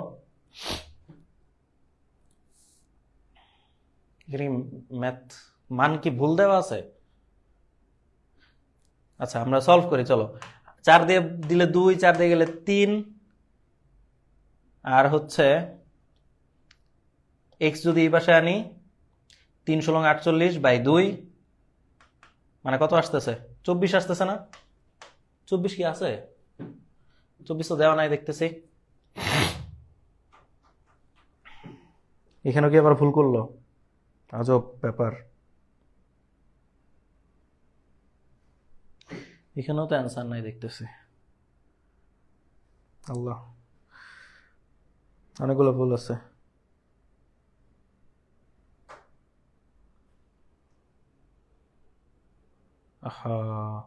এইখানে ভুল ছিল, অপশন অপশন দিতেই ভুল করছে। অপশন দিয়ে দিব 6, 12, 24, 48 এগুলো হবে। তো অ্যান্সার হয়তো কত, 24, তাই না? ঠিক আছে, এরপরে কোশ্চেনে যাই আমরা। এটা হচ্ছে 100 ওহম রোধের একটি গ্যালভানোমিটারে 10 মিলি অ্যাম্পিয়ার তড়িৎ প্রবাহ নিরাপদে গ্রহণ করতে পারে। তাহলে 10 অ্যাম্পিয়ার তড়িৎ প্রবাহ মাপার জন্য কত রোধের শান্ট দরকার? একটা বিশেষ গুরুত্বপূর্ণ কথা, সেটা হচ্ছে শান্ট রিলেটেড ম্যাথ সিভাসুতে খুব বেশি আসে নাই, তবে বাকৃবিতে অনেক বেশি আসছে। এবং সিভাসুতে যদিও আসে নাই, এরপরেও আসার সম্ভাবনা আছে কিন্তু। তাই শান্ট রিলেটেড যত সূত্র আছে এগুলো একটু ভালো মতো শিখে যাবা, ঠিক আছে? শান্ট রিলেটেড যত সূত্র আছে শিখে যাবা, এখান থেকে ম্যাথ আসার সম্ভাবনা আছে, একটু বি কেয়ারফুল। আচ্ছা, তো শান্টের জন্য আমাদের যত রকমের সূত্র আছে, আমরা সূত্র কি শিখাই দিব? সূত্র শেখানোর আগে এটার সলভটা আমরা আগে করি নাকি?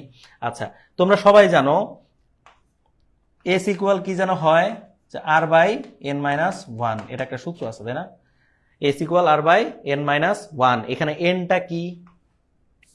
এনটা হচ্ছে r/n এর জায়গায় হবে হচ্ছে কতটুকু সে নিরাপদে গ্রহণ করতে পারে আর তার নিজের তড়িৎ প্রবাহ কত। আচ্ছা,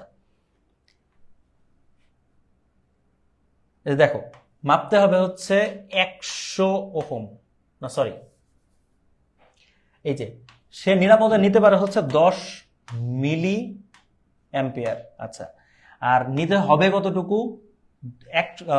10 অ্যাম্পিয়ার। তাহলে আমার দেখতে হবে সে কত গুণ, মানে তোমার ক্ষমতা হচ্ছে 1 গুণ, তোমার কত গুণ কাজ করতে বলতেছে অ্যাকচুয়ালি, ঠিক আছে? এখানে তার কত গুণ কাজ করতে বলছে, তাহলে যেই কাজটা করতে বলছে সেটাতে ভাগ দিবা তুমি, ভাগ দিয়ে তুমি দেখবা অ্যাকচুয়ালি কত গুণ কাজটা করতে হচ্ছে। তো এনটা হচ্ছে কত গুণ, তো আমি কি করব, বড়টা দিয়ে ছোটটা দিয়ে বড়টারে ভাগ করব। তো উপরে দিব হচ্ছে 10, নিচে হচ্ছে 10 মিলি অ্যাম্পিয়ার। মিলি অ্যাম্পিয়ার মানেই হচ্ছে কি করতে হবে, ইন্টু 10⁻³ তাই না? মিলি অ্যাম্পিয়ার মানে কি 10⁻³ না? আচ্ছা, 10⁻³ যদি হয় তাহলে আমার এখানে কি আসবে, উপরে হচ্ছে 10, এই 10 10 কাটা, আর নিচে থাকে, উপরে থাকে 1, নিচে থাকে হচ্ছে 10^3। 10^3 উপরে গেলে কি হয়ে যাবে, 1000 হয়ে যাবে, তাই না? 1000 হয়ে যায় না?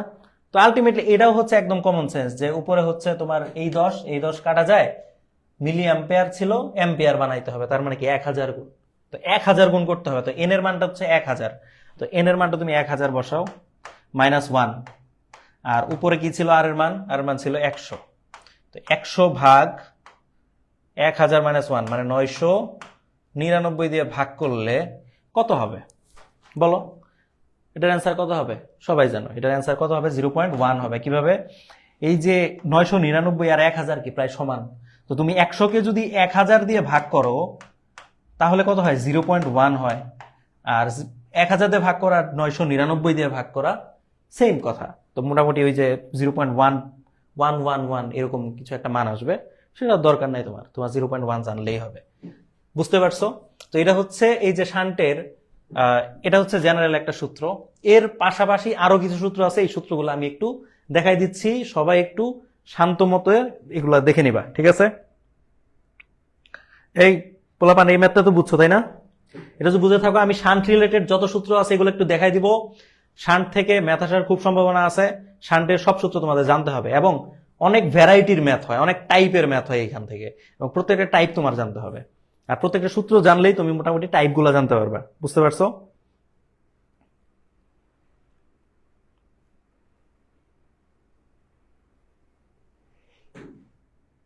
এই এতক্ষণে কে সালাম দেয় ভাই? ওয়ালাইকুম আসসালাম, যে সালাম দিচ্ছ। ওকে, ক্লিয়ার। ক্লিয়ার হইলে আমি এটাকে মুছে দিচ্ছি, এরপর সূত্রগুলো আমি একটু লিখে দিব। আচ্ছা, শান্ট রিলেটেড, শান্ট রিলেটেড সূত্রগুলা এত বাজে লেখা আমার, সি যাই হোক। শান্ট রিলেটেড সূত্র, যখন এস ইকুয়াল হচ্ছে r/n-1, এটা হচ্ছে একটু আগে দেখালাম। আচ্ছা, আরেকটা হচ্ছে শান্টের আরেকটা সূত্র আছে। আচ্ছা, r/n-1, এখান থেকে আরো কিছু ম্যাথ চাইলে করা যায়। আর কোন টাইপের ম্যাথ আসে? আচ্ছা, আমি হচ্ছে গ্যালভানোমিটার, শান্ট এগুলো সহ একবারে দিয়ে দিচ্ছি। আচ্ছা, তোমার যখন গ্যালভানোমিটারের আইজি, গ্যালভানোমিটারের তড়িৎ প্রবাহের মান বের করতে হবে, তুমি তখন কি করবা, নিচে দিবা এস প্লাস জি। এস প্লাস জি বলতে কি বোঝাচ্ছি, এটা হচ্ছে শান্টের রোধ, এটা হচ্ছে গ্যালভানোমিটারের রোধ। আর উপরে কি দিবা, এখানে জি এরটা বের করতেছে, এই কারণে এস এরটা দিবা, ঠিক আছে, ইনটু টোটাল বর্তনীর আই। এবং যখন তুমি আই এস বের করবা, মানে শান্টের ভিতর দিয়ে তড়িৎ প্রবাহ বের করবা, তখন তুমি কি করবা, উপরে দিবা হচ্ছে জি, নিচে দিবা হচ্ছে এস প্লাস জি, এবং ইনটু আই, এটা হচ্ছে টোটাল বর্তনীর আই। বুঝতে পারছো এই সূত্রগুলা? তুমি যদি একটু লজিক্যালি মনে রাখো তাহলে কিন্তু এগুলো আসলে আলাদা করে, এই যে I S equal G by S plus G into I, এভাবে মনে রাখার দরকার নাই। তুমি জাস্ট কমন সেন্স দিয়ে মনে রাখবা। কিভাবে? যখন তোমার এই যে তড়িৎ প্রবাহ বের করতে হবে শান্ট এবং গ্যালভানোমিটারের ক্ষেত্রে, কি করবা, আইজি বা আইএস লিখবা, দাগ দিবা, ইন্টু আই দিবা, নিচে দিবা এস প্লাস জি, দেওয়ার পর উপরে নিজের টানা দিয়ে অন্যেরটা দিয়ে দিবা, সিম্পলি শেষ, ঠিক আছে? আচ্ছা, এটা ছিল হচ্ছে বেসিক সূত্র। এর বাইরে আরেকটা সূত্র আছে, সেটা কি জানো? সেটা হচ্ছে অনেক সময় প্রশ্ন আসে যে এই যে কত পার্সেন্ট, বা ধরো গ্যালভানোমিটারের ভিতর দিয়ে 1% তড়িৎ প্রবাহিত হলে শান্টের মান কত, ঠিক আছে? এই টাইপের ম্যাথ আসে না অনেক সময়?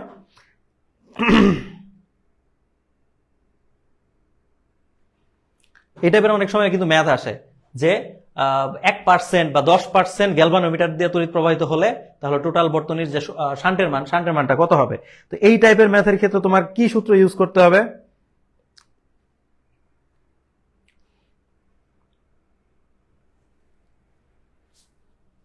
তো সেটার ক্ষেত্রে দেখো কি করবা, আমার একটু লাইট নিয়ে একটু ঝামেলা হচ্ছে প্রচুর। দেখো, ওইটার ক্ষেত্রে আসবে হচ্ছে যখন বলবে যে মূল বর্তনীর ধরো, আচ্ছা এটা মনে দেখা যায় না, আমি নিচে লিখি। আচ্ছা, নিচে লিখি। ধরো যদি বলে যে মূল বর্তনীর X% অথবা অনেক সময় আসে হচ্ছে মূল বর্তনীর 1/n অংশ গ্যালভানোমিটার দিয়ে প্রবাহিত হলে, গ্যালভানোমিটার দিয়ে প্রবাহিত হলে শান্টের মান কত। তো এই ক্ষেত্রে শান্টের মান তুমি বের করবে এস ইকুয়াল উপরে দিবা সুন্দর করে জি এর মানটা দিয়ে দিবা এবং নিচে দিবা হচ্ছে n-1। খুব ভালো, n-1 দিবা, ঠিক আছে, g/n-1 দিবা। এখানে বুঝতে হবে যে n এর মানটা আসলে কি বোঝাচ্ছি আমি। এখানে দেখো আমি বলছি মূল বর্তনীর 1/n অংশ তড়িৎ, 1/n অংশ থাকলে সেক্ষেত্রে nটা তুমি সরাসরি এখানে বসাবা। আর যদি x%, 10% বা 20% এইভাবে লেখা থাকে তাহলে তুমি কি করবা, তাহলে এই পার্সেন্টের ক্ষেত্রে তুমি সিম্পলি n এর জায়গায় তুমি দিয়ে দিবা হচ্ছে, n এর জায়গায় দিয়ে দিবা 100/x। কি করলা তুমি এটা আসলে কি করলা তুমি, এটা আসলে এই যে যখন x% মানে আসলে কি, x% মানে হচ্ছে x/100, তাই না? তো এত অংশ, এটা কি, এত অংশ প্রবাহিত হয়। তো তোমাকে বলেই দিছে যে 1/n অংশ প্রবাহিত হইলে তোমার n এর মানের জায়গায় তুমি কি বসাও, এটা উল্টাই দিয়ে যেটা আসে সেটা বসাও, তাই না? 1/n এর উল্টা অংশটাই কি, n। এই কারণে তুমি কি করো, এটা উল্টাই দিয়ে nটা বসাও। তো তখন যখন তোমাকে বলবে x% মানে কি, x/100 অংশ। তো x/100 অংশ যদি তোমার গ্যালভানোমিটার দিয়ে যায়, তুমি তখন n এর মান বসাও, তখন তুমি কি করবা, জাস্ট উল্টাই দিবা। তো উল্টাই দেওয়া মানে কি, উপরে 100 নিচে হচ্ছে x, অর্থাৎ সেই ক্ষেত্রে তুমি বসাবে হচ্ছে g/100/x-1। বুঝতে পারছো, g/100/x-1। এই যে এই সূত্র বসাইলেই তুমি হচ্ছে মোটামুটি দুইটাই পারবা। nটা কখন বসাবা, যখন সরাসরি n বলা আছে বা 1/n। এখন ধরো তোমাকে যদি বলে, আমি হচ্ছে এখান থেকে একটা ম্যাথ দিই তোমারে, যদি বলে যে বর্তনীর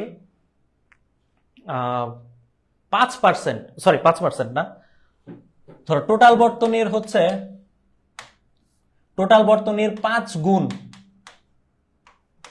5 গুণ গ্যালভানোমিটার দিয়ে প্রবাহিত হয়, 5 গুণ বলছে, তখন তুমি কি করবা, 5 গুণ মানে আসলে কি, তোমার n এর মানের জায়গায় তুমি কি বসাবা।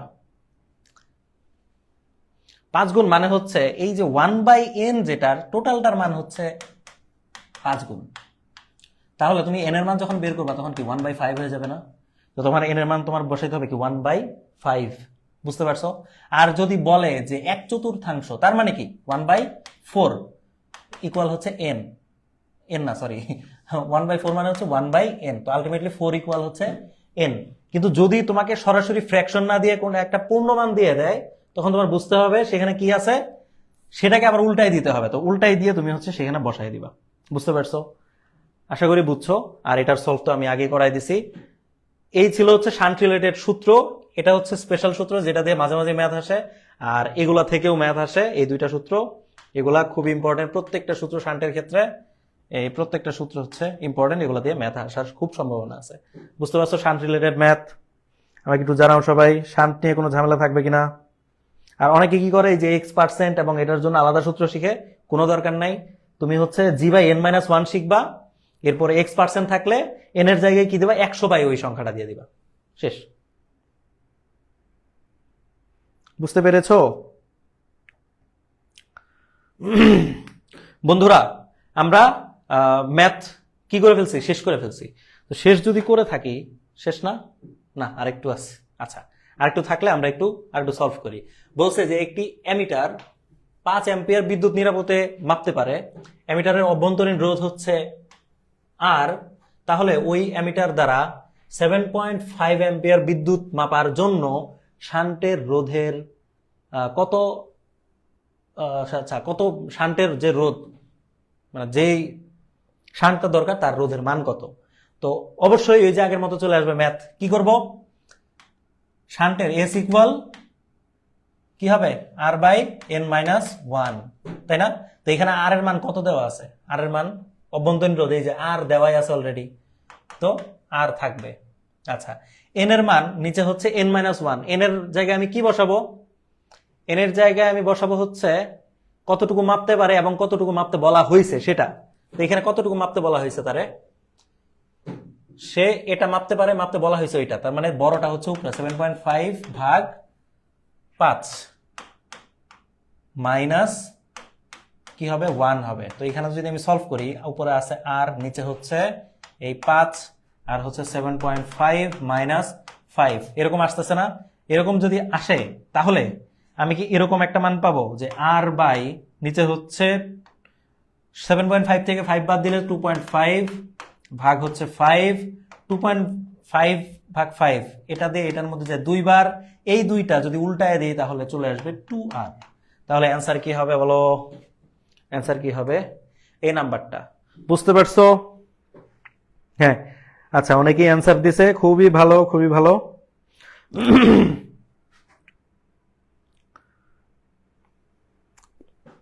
ওকে, এরপরের ম্যাথ। আচ্ছা, এটা হচ্ছে তোমাদের চলতরিতের অধ্যায় শেষ। তাহলে আমাকে বলো, আমি আজকে তোমাদের চলতরিতের কোন কোন টপিকের ম্যাথ করাইছি? এইখানে হচ্ছে তোমাদের সাজেশন টাইপের জিনিসপত্র আসবে। চলতরিতের শান্ট পড়াইছি। আচ্ছা, শান্টের আগেও বেশি গুরুত্ব দিয়েছিলাম কোনটায়? এই যে একটা ছিল হচ্ছে প্রথম যে ইয়াটা ছিল সেটা হচ্ছে রোধ এবং আপেক্ষিক রোধের যে ম্যাথ, এটা বা রোধের সাথে এই যে আয়তন এবং ব্যাসার্ধের সম্পর্ক, এখান থেকে ম্যাথ আসে। এরপরে হচ্ছে তোমাদের P=VIT, এই ক্ষমতা রিলেটেড ম্যাথ, ক্ষমতা, শক্তি, বিল, সবগুলো কিন্তু এই সূত্রের। এরপরে আমি দেখালাম শান্টের ম্যাথ। শান্টের কি? শান্ট হচ্ছে এস। আচ্ছা, আমি হচ্ছে শান্টই লিখে দিই। শান্টের ম্যাথ, শান্ট বা গ্যালভানোমিটার রিলেটেড যে ম্যাথ আছে এগুলা। এবং পাশাপাশি আরেকটা জিনিস দেখাইছি, সেটা হচ্ছে বর্তনী সমাধান। বর্তনী সমাধান, বর্তনী সমাধান করতে গিয়ে তোমাদের কারেন্ট ডিভাইডার এবং ভোল্টেজ ডিভাইডার আমি শিখাইছি। এখন এখানে সবচেয়ে বেশি ইম্পর্টেন্ট কোনটা জানো? সবচেয়ে বেশি ইম্পর্টেন্ট হচ্ছে এই তিনটা, এবং বর্তনী সমাধান একটু লেস ইম্পর্টেন্ট, কিন্তু তোমাদের বর্তনী সমাধানটা জানতে হবে, কারণ বর্তনী সমাধান থেকে ম্যাথ আসলে মোটামুটি সবাই পারবে। এখন তুমি যদি না পারো তাহলে হচ্ছে বিপদ, কারণ পারা জিনিস যেটা সবাই পারে সেটা তুমি ভুল করলে চান্স পাবা না। যেটা সবাই পারে সেটা তোমাকেও পারতে হবে, যেটা সবাই পারে না সেটা যদি পারো তাহলে তুমি চান্স পাবা। বুঝতে পারছো? ওকে, তো এই অধ্যায় এখানে চলে গেল। আমরা হচ্ছে নেক্সট অধ্যায়ে যাব, সেটা হচ্ছে সেমিকন্ডাক্টর। সেমিকন্ডাক্টর চ্যাপ্টারটা খুব বেশি ইম্পর্টেন্ট না, এখান থেকে ম্যাথ মানে কোশ্চেন খুবই কম আসছে বিগত বছরগুলোতে। এই কারণে আমি হচ্ছে একদম মার্কা মারা যে কয়েকটা টপিক আছে না, ওই টপিকগুলাই দেখবো আসলে কোন জায়গা থেকে ম্যাথ আসে অ্যাকচুয়ালি। আচ্ছা, দেখো এখানে হচ্ছে বলছে 20 মিলি অ্যাম্পিয়ার নিঃসারক প্রবাহের ফলে এটি ট্রানজিস্টরের 18 মিলি অ্যাম্পিয়ার হচ্ছে সংগ্রাহক প্রবাহ পাওয়া যায়। ট্রানজিস্টরের পিট প্রবাহের মান কত? তো এই যে প্রবাহ, পিট প্রবাহ, সংগ্রাহক, নিঃসারক, হ্যানত্যান, এগুলো কই থেকে আসে? এগুলো হচ্ছে তোমাদের এই যে আইই, আইসি আর হচ্ছে আইবি, এগুলা, তাই না? তো এগুলো আসলে কি? এখানে কোনটা কি? এই যে আইই, এটা হচ্ছে আইই মানে হচ্ছে এমিটার। এমিটার মানে কি? যে নিঃসরণ করে, তার মানে এটা হচ্ছে নিঃসারক। এটা কি? নিঃসারক প্রবাহ। আইসি, আইসি মানে কি? সি দিয়ে আসলে কি বোঝায়? কালেক্টর। কালেক্টর মানে কি? সংগ্রহ করে যে, তার মানে হচ্ছে কি? সংগ্রাহক। তার মানে আইসি মানে হচ্ছে সংগ্রাহক। যারা জানো না তাদের আবার শিখাচ্ছি, সংগ্রাহক। আর আই বি, এই বি মানে হচ্ছে বেজ। বেজ মানে হচ্ছে, এখানে যদিও পিট বলে, পিট কেন বলে আমি জানি না, মানে বেজ মানে তো বেজ, বেজ মানে হচ্ছে অনেক সময় আমরা কি ভূমি বলি। তো এটা মাথায় রাখবা, এই পিট প্রবাহের পরিবর্তে অনেক সময় ভূমি প্রবাহ আসে। কি লেখা থাকে? ভূমি প্রবাহ। তখন আবার এই যে পরীক্ষার হলে টিচারের দিকে ফেল হয়ে তাকায় থাকো না এবং বললো না স্যার ভূমি প্রবাহ এটা কি, আমি চিনি না, জানি না। ঠিক আছে, অবশ্যই পিট প্রবাহ ভূমি প্রবাহ হচ্ছে সেম। আর আইবি হচ্ছে, এটা হচ্ছে এই পিট প্রবাহ। আচ্ছা, তার মানে তুমি হচ্ছে মোটামুটি সবগুলা জানো। এখন তোমাদের কি সম্পর্ক জানতে হবে। সম্পর্ক কি? আচ্ছা, সম্পর্ক হচ্ছে এই যে আইই এমিটার যেটা, এটা হচ্ছে কি আইবি প্লাস আইসি, নাকি? এটা ঠিক আছে? আই ইকুয়াল আইবি প্লাস আইসি।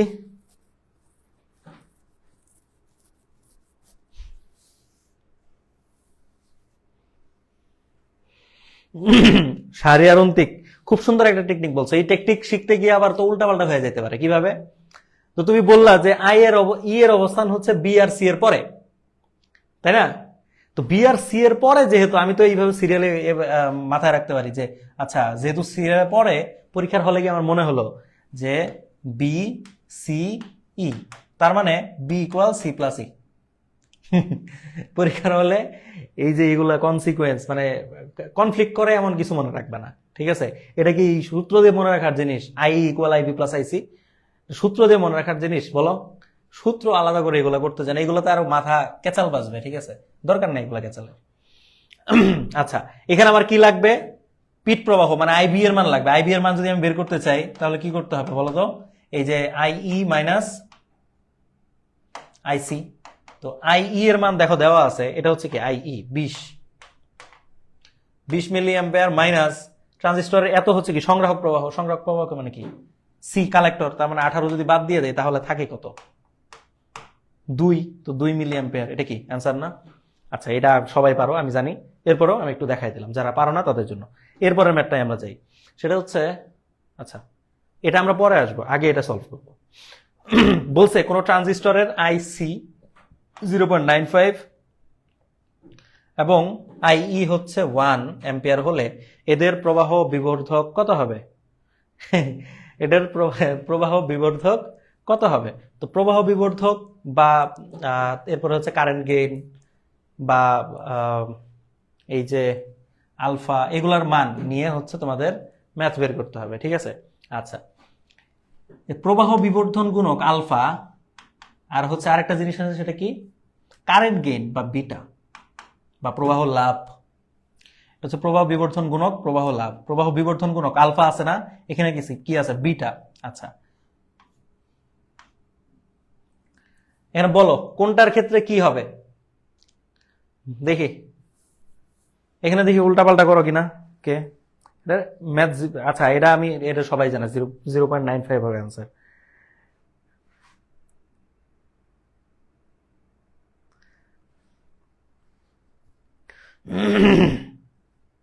বলো বলো বলো। ভাইয়া ক্ষুধা লাগছে। রিয়াদ ভাইয়া, ক্লাস আমি শেষ করতেছি, এরপরে আপনি আর আমি খাইতে যাবো, সমস্যা নেই।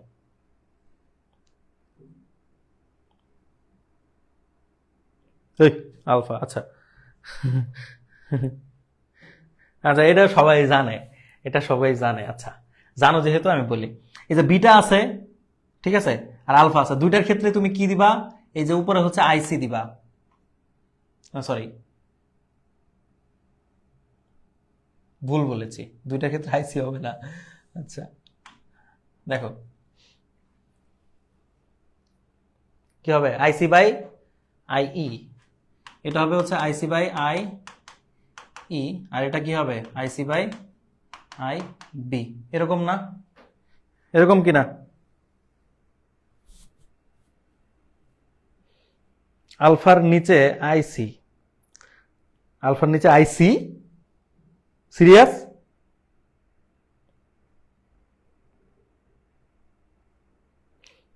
ভাইয়া ঘুম এসে পড়ছে না, আপু ঘুম এসে পড়েছে।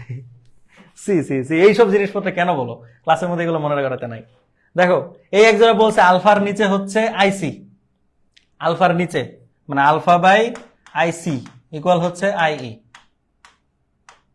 তাই না? এরকমই তো হইলো। যাই হোক, এগুলা এই যে দুইটার উপরে আইসি, মনে রাখবা আলফার ক্ষেত্রে নিচে আইই, বিটার ক্ষেত্রে আই বি, এক কথাই শেষ, তাই না? বিটার ক্ষেত্রে বি, আলফার ক্ষেত্রে ই। সিরিয়াস, তাই না? ক্যাপ্টেন সব সময় উপরে। ওয়াও, ক্যাপ্টেন সব সময় উপরে। মিজান, মিনহাজুর ভাই সেই, আমি এটা ফার্স্ট টাইম শুনলাম, এটা ভালো জিনিস। ক্যাপ্টেন সব সময়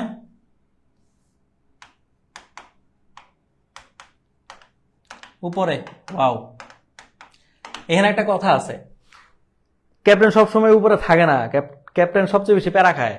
এই যে ভার্সিটিতে উঠলে বুঝবা সিয়ার রাখি পরিমাণ প্যারায় থাকে, তো ক্যাপ্টেনরা আসলে উপরে থাকে না, নিচেই থাকে, যাতা খায় আর কি, ঠিক আছে? এটা হচ্ছে মিথ্যা কথা। যাই হোক, তো এগুলো নিয়ে সময় নষ্ট না করি। তো এখান থেকে এই যে আলফা আর বিটার ম্যাথ আসবে তোমাদের, ঠিক আছে? এবং এই আলফা বিটার ম্যাথ থেকে আসলে, মানে এই অধ্যায় থেকে ম্যাথ আসলে প্রাইমারিলি 90% ক্ষেত্রে ম্যাথ হবে এগুলা থেকে, ঠিক আছে? এবং এগুলা থেকে ম্যাথ হওয়ার পর যদি এরপরেও যদি বাইরে থেকে ম্যাথ দিতে মন চায়, সেক্ষেত্রে দিবে হচ্ছে সংখ্যা পদ্ধতি থেকে, ঠিক আছে? সংখ্যা পদ্ধতির সবকিছু পড়ার দরকার নাই। আমি যখন শুরুর দিকে, মানে এই যে তোমাদের প্রিপারেশন যখন শুরু হয়, তখন আমি যাদের ক্লাস নিছি তখন আমি বলছিলাম যে সংখ্যা পদ্ধতির বেশ কয়েকটা জিনিস পড়তে বলছি। এখন যেহেতু সময় কম, এখন আমি সবকিছু পড়তে বলবো না, সংখ্যা পদ্ধতির কয়েকটা জিনিস পড়বা। সেটা হচ্ছে বাইনারি থেকে ডেসিমাল, ডেসিমাল থেকে বাইনারি, এই দুইটা জানলে মোটামুটি সবকিছু ক্লিয়ার, ঠিক আছে? এরপরেও আচ্ছা, এরপরেও যদি জানা লাগে তাহলে হচ্ছে তুমি বাইনারি যোগ আর বাইনারি বিয়োগ এই দুইটা শিখে রাখবা। বাইনারি যোগ আর বাইনারি বিয়োগটা শিখে রাখবা। বিয়োগটা কম আসে, যোগটা মাঝে মাঝে আসে, মানে আসতে দেখা যায় বিভিন্ন ভার্সিটিতে আসছে, কিন্তু কৃষিগুচ্ছে সেরকম আসে নাই। এরপরেও তো আমি বলবো যে এইটুকু পারলেই হবে। আর এইখানে যে এই যে হেক্সাডেসিমালের কাহিনী যে দেখতেছো, এটা খুব বেশি আসার সম্ভাবনা নাই। এবার আসছিল, কিন্তু আমি মনে করি এই বছর আসবে না, ঠিক আছে? তাই হেক্সাডেসিমাল নিয়ে প্যারা খাওয়ার দরকার নেই, একটা মার্ক ছেড়ে আসবা। কারণ জানি এই ম্যাথটা তো অনেক ইজি ছিল, যে 99 মানে 9 এর পরের সংখ্যা কোনটা এটা সবাই পারবা, যে 9 এর পরের সংখ্যা হচ্ছে 9, এবং এখানে যেহেতু 9 আছে, 9 এর পরে কে আসে হেক্সাডেসিমালে, এ থেকে আবার শুরু হয়, তার মানে হচ্ছে এটার অ্যান্সার হবে হচ্ছে 9A, তাই না? তো 9A কোথায় আছে? এই যে এটা অ্যান্সার। তো এটা তোমরা সবাই পারবা। তো এটা হচ্ছে একদম বেসিক থেকে আসছে, কিন্তু হেক্সাডেসিমাল থেকে বাইনারি বা পরিবর্তন, সংখ্যা পরিবর্তন, এগুলো হচ্ছে কোনো কিছু শেখার দরকার নাই। শুধুমাত্র বাইনারি থেকে ডেসিমাল, ডেসিমাল থেকে বাইনারি, এইটুকু শিখলেই হবে। এর বাইরে শিখতে চাইলে বি প্লাস, মানে বাইনারির যোগ আর বাইনারির বিয়োগটা শিখে রাখবা, ঠিক আছে? আর এই যে এই ম্যাথটা সলভ কিভাবে করতে হবে, দেখো আইসি আর আইই দেওয়া আছে, আমার কি করতে হবে? প্রবাহ বিবর্তন গুণক, মানে হচ্ছে আলফা বের করতে হবে, তার মানে হচ্ছে কি আইসি বাই আইই বের করব। তো আইসি এর মান কত দেওয়া আছে? 0.95, নিচে হচ্ছে 1, তার মানে কি 0.95 হচ্ছে অ্যান্সার, 0.95 অ্যান্সার। কিন্তু এখানে যদি তোমার হচ্ছে এই যে যদি তোমার আইসিটা যদি না দেওয়া থাকতো, এখানে আইসি না দিয়ে যদি আই বি দেওয়া থাকতো, তাহলে কি করতে তুমি? তাহলে তোমার সিম্পলি কি করতে হতো? উপরে আইসি এর জায়গায় আইই মাইনাস আইবি দিয়ে দিতা, সেখান থেকে তুমি আইসি পাইতা ভাগ আইই, এটা হইতো, তাই না? এটা হইতো না? তো এইভাবে হচ্ছে তোমার ম্যাথগুলা কিন্তু সুন্দর করে করতে হবে। তো আমি আবারও বলি, এই অধ্যায় থেকে ম্যাথ আসলে আলফা বিটা এই ম্যাথ সম্পর্কগুলা থেকেই আসবে, আর এর বাইরে আসলে সংখ্যা পদ্ধতি থেকে আসতে পারে। আর সব অধ্যায়ের জন্য, মানে একদম বাংলাদেশের যত কিছু আছে, যত বই আছে, সব বইয়ের জন্যই সত্য, তোমার জ্ঞানমূলক যদি দিয়ে দেয় তাহলে বলার কিছু নাই। এই জন্য প্রত্যেকটা অধ্যায়ের জন্যই জ্ঞানমূলক যা আছে পড়ে ফেলবা। তো জ্ঞানমূলক পাবা কই? জ্ঞানমূলক পড়ার জন্য তুমি হচ্ছে মেডিকেলের কোশ্চেন ব্যাংক, আমি বলবো না আলাদা করে কোশ্চেন ব্যাংক করার জন্য, তুমি জ্ঞানমূলক যেখানে পাবা সেখানে তুমি খুঁজে খুঁজে বের করে পড়বা, ঠিক আছে? তার জন্য তোমার যদি মনে হয় যে না এখন আমার নতুন করে বই পড়া উচিত, দাগানো বই, সময় থাকলে পড়তে পারো, সময় না থাকলে পড়ার দরকার নাই, ঠিক আছে? জ্ঞানমূলক মোটামুটি তোমরা সবাই পারার কথা, এমনিতেই পারবা। আর যেগুলা হচ্ছে সাল ভিত্তিক, যেমন এই অধ্যায় থেকে কিছু সালের ম্যাথ আসে, যেমন হচ্ছে তোমাকে বলতে পারে যে সংখ্যা পদ্ধতি আবিষ্কার কত সালে, তাই না? তো এরকম কঠিন কঠিন জিনিসপত্র যদি আসে যেগুলো তুমি কখনো পড়ো নাই, যদি না পড়ে থাকো তাহলে কখনোই পারবে না, ঠিক আছে? তো এগুলোর জন্য অনেক বেশি পড়া লাগবে। তো আমি বলবো কি, এই যে সালের জন্য এই অধ্যায়ের যে সাল রিলেটেড যত ম্যাথ আছে, তারপরে হচ্ছে কোনটা কে আবিষ্কার করে, যে জ্ঞানমূলকগুলো আছে, এগুলা হচ্ছে আলাদা করে পড়ার দরকার নাই। জ্ঞানমূলক তুমি পারবা, আমি আশা করি, যেগুলো রিলেটেড, সূত্র রিলেটেড জ্ঞানমূলক, এগুলো সবাই পারবা।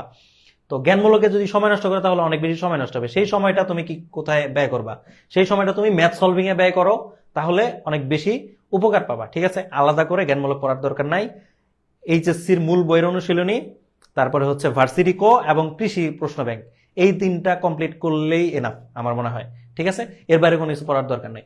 তো এই জন্য বলবো যে জ্ঞানমূলকের সময় নষ্ট না করে, এই জন্য আমি কেন বললাম, কারণ এই অধ্যায় থেকে জ্ঞানমূলক থেকেও কিছু প্রশ্ন আসে, ঠিক আছে? তার মানে এই না যে তুমি জ্ঞানমূলক পড়ে ফাটাই ফেলবা, দরকার নাই। জ্ঞানমূলক পড়লে সময় নষ্ট হয়।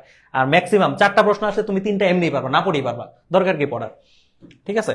আচ্ছা, আমাদের সময়টা খুব সবচেয়ে বেশি ইম্পর্টেন্ট। লাস্ট ম্যাথটা, আচ্ছা, এটা হচ্ছে ওই বাইনারি থেকে ডেসিমাল। আচ্ছা, এই বাইনারির ডেসিমালটা কত হবে সেটা বের করতে হবে। তো বাইনারি থেকে ডেসিমাল কেমনে বের করে? তো বাইনারির হচ্ছে কি করতে হবে, এই যে যেখানে যেখানে হচ্ছে তোমার ইয়ে আছে, এগুলো হচ্ছে তুমি পয়েন্টগুলা কি করবা, এই যে যেহেতু 2 আছে তার মানে 2 2 এখানে 0 তারপর হচ্ছে 2। আচ্ছা, তো তোমার হচ্ছে 2 এর পাওয়ার দিতে হবে 1 2 3 4 আছে, 4 নাই, 2 টু দি পাওয়ার 5 হয় না নাকি, কি হয় 2 টু দি পাওয়ার 5 হয় কি, শিওর না, না এখানে তো ভুল বললাম, আমি নিজে তো ভুল করতেছি। আচ্ছা,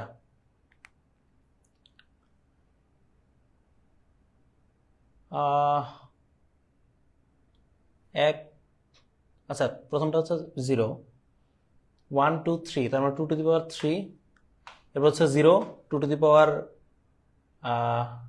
2 1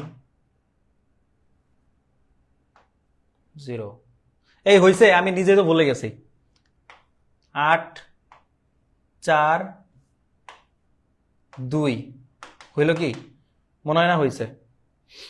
আচ্ছা 1 2 এখানে মনে হয় 4 হবে নাকি, 4 16 প্লাস 4 প্লাস 2 কত হয়, 16 4 2 22 হয় না অ্যান্সার, এটার অ্যান্সার কি 22? আমি নিজে বলে গেছি, সংখ্যা পদ্ধতি করা হয় না।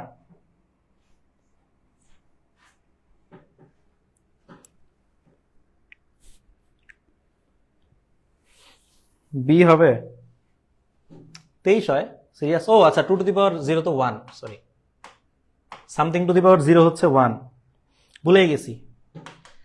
দেখছো, এই ইয়া না থাকলে, প্র্যাকটিস না থাকলে কোনো কিছুই পারা যায় না, ঠিক আছে? আমি প্র্যাকটিস করি নাই অনেকদিন, আমার নিজেরও মনে নাই, ঠিক আছে? তো এরা খুবই ইম্পর্টেন্ট, যে প্র্যাকটিস করা হচ্ছে খুবই ইম্পর্টেন্ট। ধরো তুমি এখন এই অধ্যায় পড়লা, পড়ার পরে 1 মাস তুমি পড়লা না, তুমি বিশ্বাস করো এখন যা পারো তার 50% তুমি পারবা না, তো তার জন্য বারবার প্র্যাকটিস করা লাগবে, ঠিক আছে? তো এই জন্য বলবো প্র্যাকটিস করো। আমি প্র্যাকটিস করি না, আমি ভুলে গেছি, ঠিক আছে? যা প্র্যাকটিস করি তা মনে থাকে, প্র্যাকটিস না করলে কোনো কিছুই মনে থাকে না। আচ্ছা, এটার জন্য হচ্ছে একটা সুন্দর নিয়ম আছে, সেটা কি, এই যে 1 2 4 8 16 32 64 হ্যান ত্যান আছে, তো তুমি জাস্ট ইয়ের মধ্যে বসাবা, এই ছকে বসাবা, ঠিক আছে? এটা যে ছক হয়, যেখানে যেখানে আসে এগুলো যোগ করে দিবা। কত, 1 আছে 1 আছে 1 আছে, 0 আছে 1 আছে, তার মানে হচ্ছে 16 4 2 1। এটা এইভাবে তুমি করতে পারো। এটা হচ্ছে তোমার 32 64, তারপর হচ্ছে 216 এই পর্যন্ত হবে। যদি 216 এর পরেও থাকে, এগুলো কিন্তু তুমি পারবা না, তো তার জন্য তোমার একটু হিসাব করে বের করতে হবে, কষ্ট করে, ঠিক আছে? তো এটা হচ্ছে একটা ইজি নিয়ম। আর অথবা তুমি হচ্ছে এই যে এটা করতে পারো, আমি যেখানে হচ্ছে ভুলটা করছিলাম, যে যেখানে যেখানে আছে, প্রথমটায় আছে 2 টু দি পাওয়ার 1 প্লাস, দ্বিতীয়টায় আছে 2 টু দি পাওয়ার, সরি এটা তো 2 টু দি 0 আবার দিছি 1, এরপর হচ্ছে 2 টু দি পাওয়ার 2, এরপরে যেহেতু নাই, এই জায়গাটা কি ছিল, 2 টু দি পাওয়ার 3 ছিল, 3টা লেখা যাবে না। এরপর কি করবা, 5 নম্বরে আছে নাকি 4 নম্বরে আছে, তারপর 2 টু দি পাওয়ার 4 লিখে দেবা ডাইরেক্ট, ঠিক আছে? যাই হোক, তো এটা হচ্ছে ডেসিমাল থেকে বাইনারি, বাইনারি থেকে ডেসিমাল, এগুলো একটু দেখে নিও ভালো মতো, এটুকুই এনাফ আমার মনে হয়। আর এই অধ্যায় থেকে জ্ঞানমূলক আসে, আমি আবারও বললাম, তার মানে এই না জ্ঞানমূলক পরে সময় নষ্ট করবা, দরকার নাই।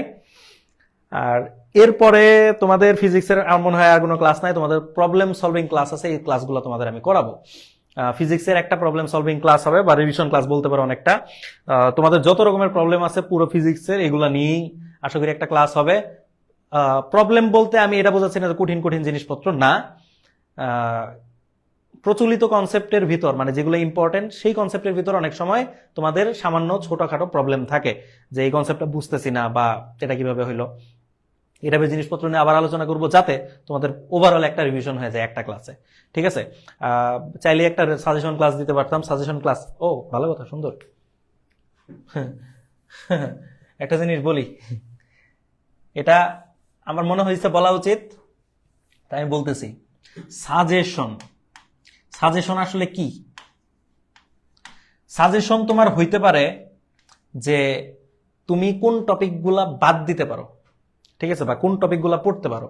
কিন্তু যদি তুমি সাজেশন এইভাবে পড়ো যে হচ্ছে স্পেসিফিক একদম নাম্বার করে তোমাকে হচ্ছে জ্ঞানমূলক আকারে দেওয়া, 1 নাম্বার এটা, 2 নাম্বার এটা, 3 নাম্বার এটা, বা সরাসরি প্রশ্ন দেওয়া থাকলে এই হতে পারে যে তুমি এটাকে হচ্ছে ভুলভাবে নিয়ে নিবা, তুমি ভাববা যে এই ম্যাথগুলো সলভ করলেই সরাসরি কমন পড়বে, সেখান থেকে তোমার ম্যাথ কমন পড়বে না, ঠিক আছে?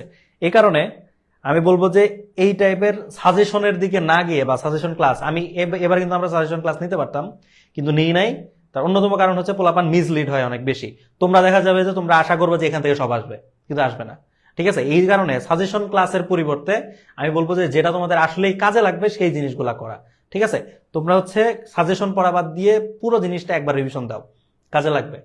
কারণ সাজেশনের বাইরে যা আসবে, একবার সাজেশন মাথায় ঢুকলে, সাজেশন এত খারাপ একটা জিনিস, তোমার মাথায় যদি একবার সাজেশন ঢুকে, তুমি সাজেশনের বাইরে কিছু পড়তে চাবে না।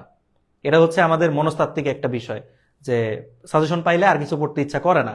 আর যখনই এটা তোমার ভিতরে ঢুকে যাবে, তুমি মানে খুব বড় একটা চান্স আছে তুমি পরীক্ষা খারাপ করবা, ঠিক আছে? এই কারণে সাজেশন পড়া বাদ দিয়ে পুরো জিনিসগুলা, আমি বলি যে কৃষি ইউনিভার্সিটির যে প্রশ্ন ব্যাংক আছে, এটা আরো দরকার পড়ে 2বার সলভ করো, ঠিক আছে? কাজে দিবে। তো সাজেশন সলভ করা বাদ দিয়ে প্রশ্ন ব্যাংক সলভ করো, কাজে দিবে। বুঝতে পারছো? দরকার পড়ে ভাইয়ার কনসেপ্টগুলো আরেকবার একটু পড়ো, আরেকবার একটু শিখো, বা তোমরা আমাদের যারা ব্যাচের স্টুডেন্ট আছো, তোমাদের কাছে নোট আছে, ক্লাস নোটগুলো আরেকবার একটু দেখো, তাহলে অনেক বেশি কাজে দিবে। এই সাজেশনের দিকে যায় না, ঠিক আছে? কারণ কোশ্চেন কই থেকে হবে এটা কাউকে বলে কোশ্চেন করে না, ঠিক আছে? আমি যদি একটা বলি যে এইখান থেকেই আসবে 100%, না, মানে 100% নিশ্চয়তা আমি তো দিতে পারি না। আমি বলতে পারি যে এখান থেকে আসার সম্ভাবনা আছে, বা আসবে, আসবে মানে এটা বলি না যে 100% আসবে। আসবে বলতে এটা এই কারণে বলি যাতে এই জিনিসটা তুমি গুরুত্ব দিয়ে পড়ো, তার মানে এটা না অন্যগুলা তুমি বাদ দিয়ে দিবা, সবই পড়ে যাবা, ঠিক আছে? ভর্তি পরীক্ষা অনেক পিছাইছে, অনেক সময় পাইছো, এরপরে যদি ভর্তি পরীক্ষার প্রশ্ন কঠিন হয়, এরপরে যদি চান্স না পাও, এর দায় তুমি কখনোই এড়াইতে পারবা না, ঠিক আছে? বুঝতে পারছো?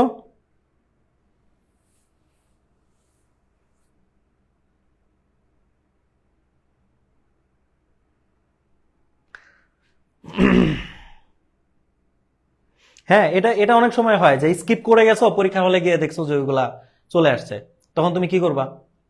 এই কারণে আমি বলবো যে পড়ে যাবা সবই, কিন্তু যেগুলা আমি বলে দিচ্ছি যে এই জিনিসগুলো ইম্পর্টেন্ট, এগুলা বেশি গুরুত্ব দিয়ে পড়বা। তার মানে এটা না বাকিগুলো পড়বা না, পড়তে হবে সবই। তুমি যদি সব না পড়ে যাও, তাহলে মানে আমি বলতেছি না যে পরীক্ষা কোশ্চেন কঠিন হবে, কিন্তু যদি কঠিন হয়, তুমি 7টা মাস সময় পাইছো কৃষি ইউনিভার্সিটির প্রিপারেশন নেওয়ার জন্য। গুচ্ছ পরীক্ষার পরে 7 মাস যাবত পরীক্ষা হয় না। তো এই 7 মাস পরেও যদি তুমি চান্স না পাও, তাহলে মানে আমার মনে হয় না এর চেয়ে বড় ডিসক্রেডিট আর মানে হইতে পারে, ঠিক আছে? এর জন্য সব পড়বা, ভালো মতো প্রিপারেশন নাও। আশা করি এই যে সামনের যে সময়টা আছে, 20 দিন বা 25 দিন সময় আছে, 25 দিন নাই, 20-21 দিন আছে, তো এই সময়টা কিন্তু তুমি চাইলেই নিজেকে হচ্ছে আবার ওই জায়গাটায় নিয়ে যেতে পারো। অনেকে হচ্ছে পড়াশোনায় গ্যাপ পড়ে গেছে, অনেকের হচ্ছে প্রিপারেশন অনেক ভালো ছিল, এখন আবার আগের মতো হচ্ছে নড়বড়ে হয়ে গেছে। আমি বলবো যে আবার হচ্ছে বারবার এই কনসেপ্টগুলো একবার ভালো মতো একটা রিভাইজ দিয়ে এরপরে হচ্ছে পুরো জিনিসটা আবার সলভ করো, কোশ্চেন সলভ করো। আশা করি তোমার ভিতরে ওই কনফিডেন্স আগের মতো চলে আসবে। আর কনফিডেন্সটা অনেক জরুরি, কিন্তু ওভার কনফিডেন্স ভালো না, ঠিক আছে? সাজেশন পড়লে ওভার কনফিডেন্স চলে আসে, আর ওভার কনফিডেন্স তোমাকে কিল করে দিবে, ঠিক আছে? So don't kill your self. আগে সবকিছু পড়বা, সাজেশনের দিকে দেখার দরকার নাই। আমি সাজেশন বলতে এটা বুঝাবো যে আচ্ছা এই জিনিসগুলো পড়তে পারো, এগুলো বেশি ইম্পর্টেন্ট, তার মানে না বাকিগুলো পড়বা না, ঠিক আছে? আশা করি বুঝতে পারছো। আর আজকের এই ক্লাসে আমি যেই প্রশ্নগুলো রাখছিলাম, এগুলা দিয়ে আমি প্রত্যেকটা টাইপ কভার করার চেষ্টা করছি। হতে পারে যে সবগুলা টাইপ কভার হয় নাই, এরপরেও কিছু কিছু টাইপ বাদ গেছে যেগুলো একটু লেস ইম্পর্টেন্ট, এগুলাও পড়ে যাবা। কিন্তু যেগুলা পড়াইছি এই টাইপের ম্যাথগুলো একটু বেশি বেশি সলভ করবা। দেখছো যে এই যে দেখো আমি হচ্ছে এটা এটা নিজে আমি সলভ করতে গিয়ে হচ্ছে ভুল করছি, কারণ কি আমার প্র্যাকটিস ছিল না। তো তোমাদের প্র্যাকটিসটা তো জরুরি, তাই না? তো প্র্যাকটিস করে, সব জিনিস প্র্যাকটিস করে যাবা, আশা করি ভালো করবা। আমার মনে হয় ক্লাসটা আর লম্বা করার দরকার নাই। তোমরা সবাই আশা করি চান্স পাবা, সবাই ভালো করবা। জাস্ট এই শেষ সময়ে তোমরা সবাই মেধাবী, প্রচুর পড়াশোনা করছো, এখন জাস্ট ওই ফ্লোটা ধরে রাখা, ঠিক আছে? ভুল পথে পা বাড়ায় না, একটু স্ট্র্যাটেজিক্যালি তুমি নিজের উপর বিশ্বাস রাখো। এখনো যদি ইনবক্সে পড়ে থাকো, ভাইয়া একটু সাজেশন দেন, ভাইয়া এটা দেন ওইটা দেন, তাহলে তোমার নিজের ওই কনফিডেন্স নাই, আর কনফিডেন্স না থাকলে চান্স পাবো না তো, ঠিক আছে? এই জন্য নিজের উপর ওই কনফিডেন্সটা বিল্ড করো যে প্রশ্ন যেখান থেকে আসুক আশা করি আমি পারবো, ঠিক আছে? বা ইনশাল্লাহ আমি পারবো। তো এইটুকু ভরসা রাখতে হবে, আর নিজের পরিশ্রমটা ধরে রাখো, ইনশাল্লাহ চান্স পাবা। ওকে, নেক্সট ক্লাসে ইনশাল্লাহ দেখা হবে। সে পর্যন্ত ভালো থাকো, সুস্থ থাকো। আসসালামু আলাইকুম।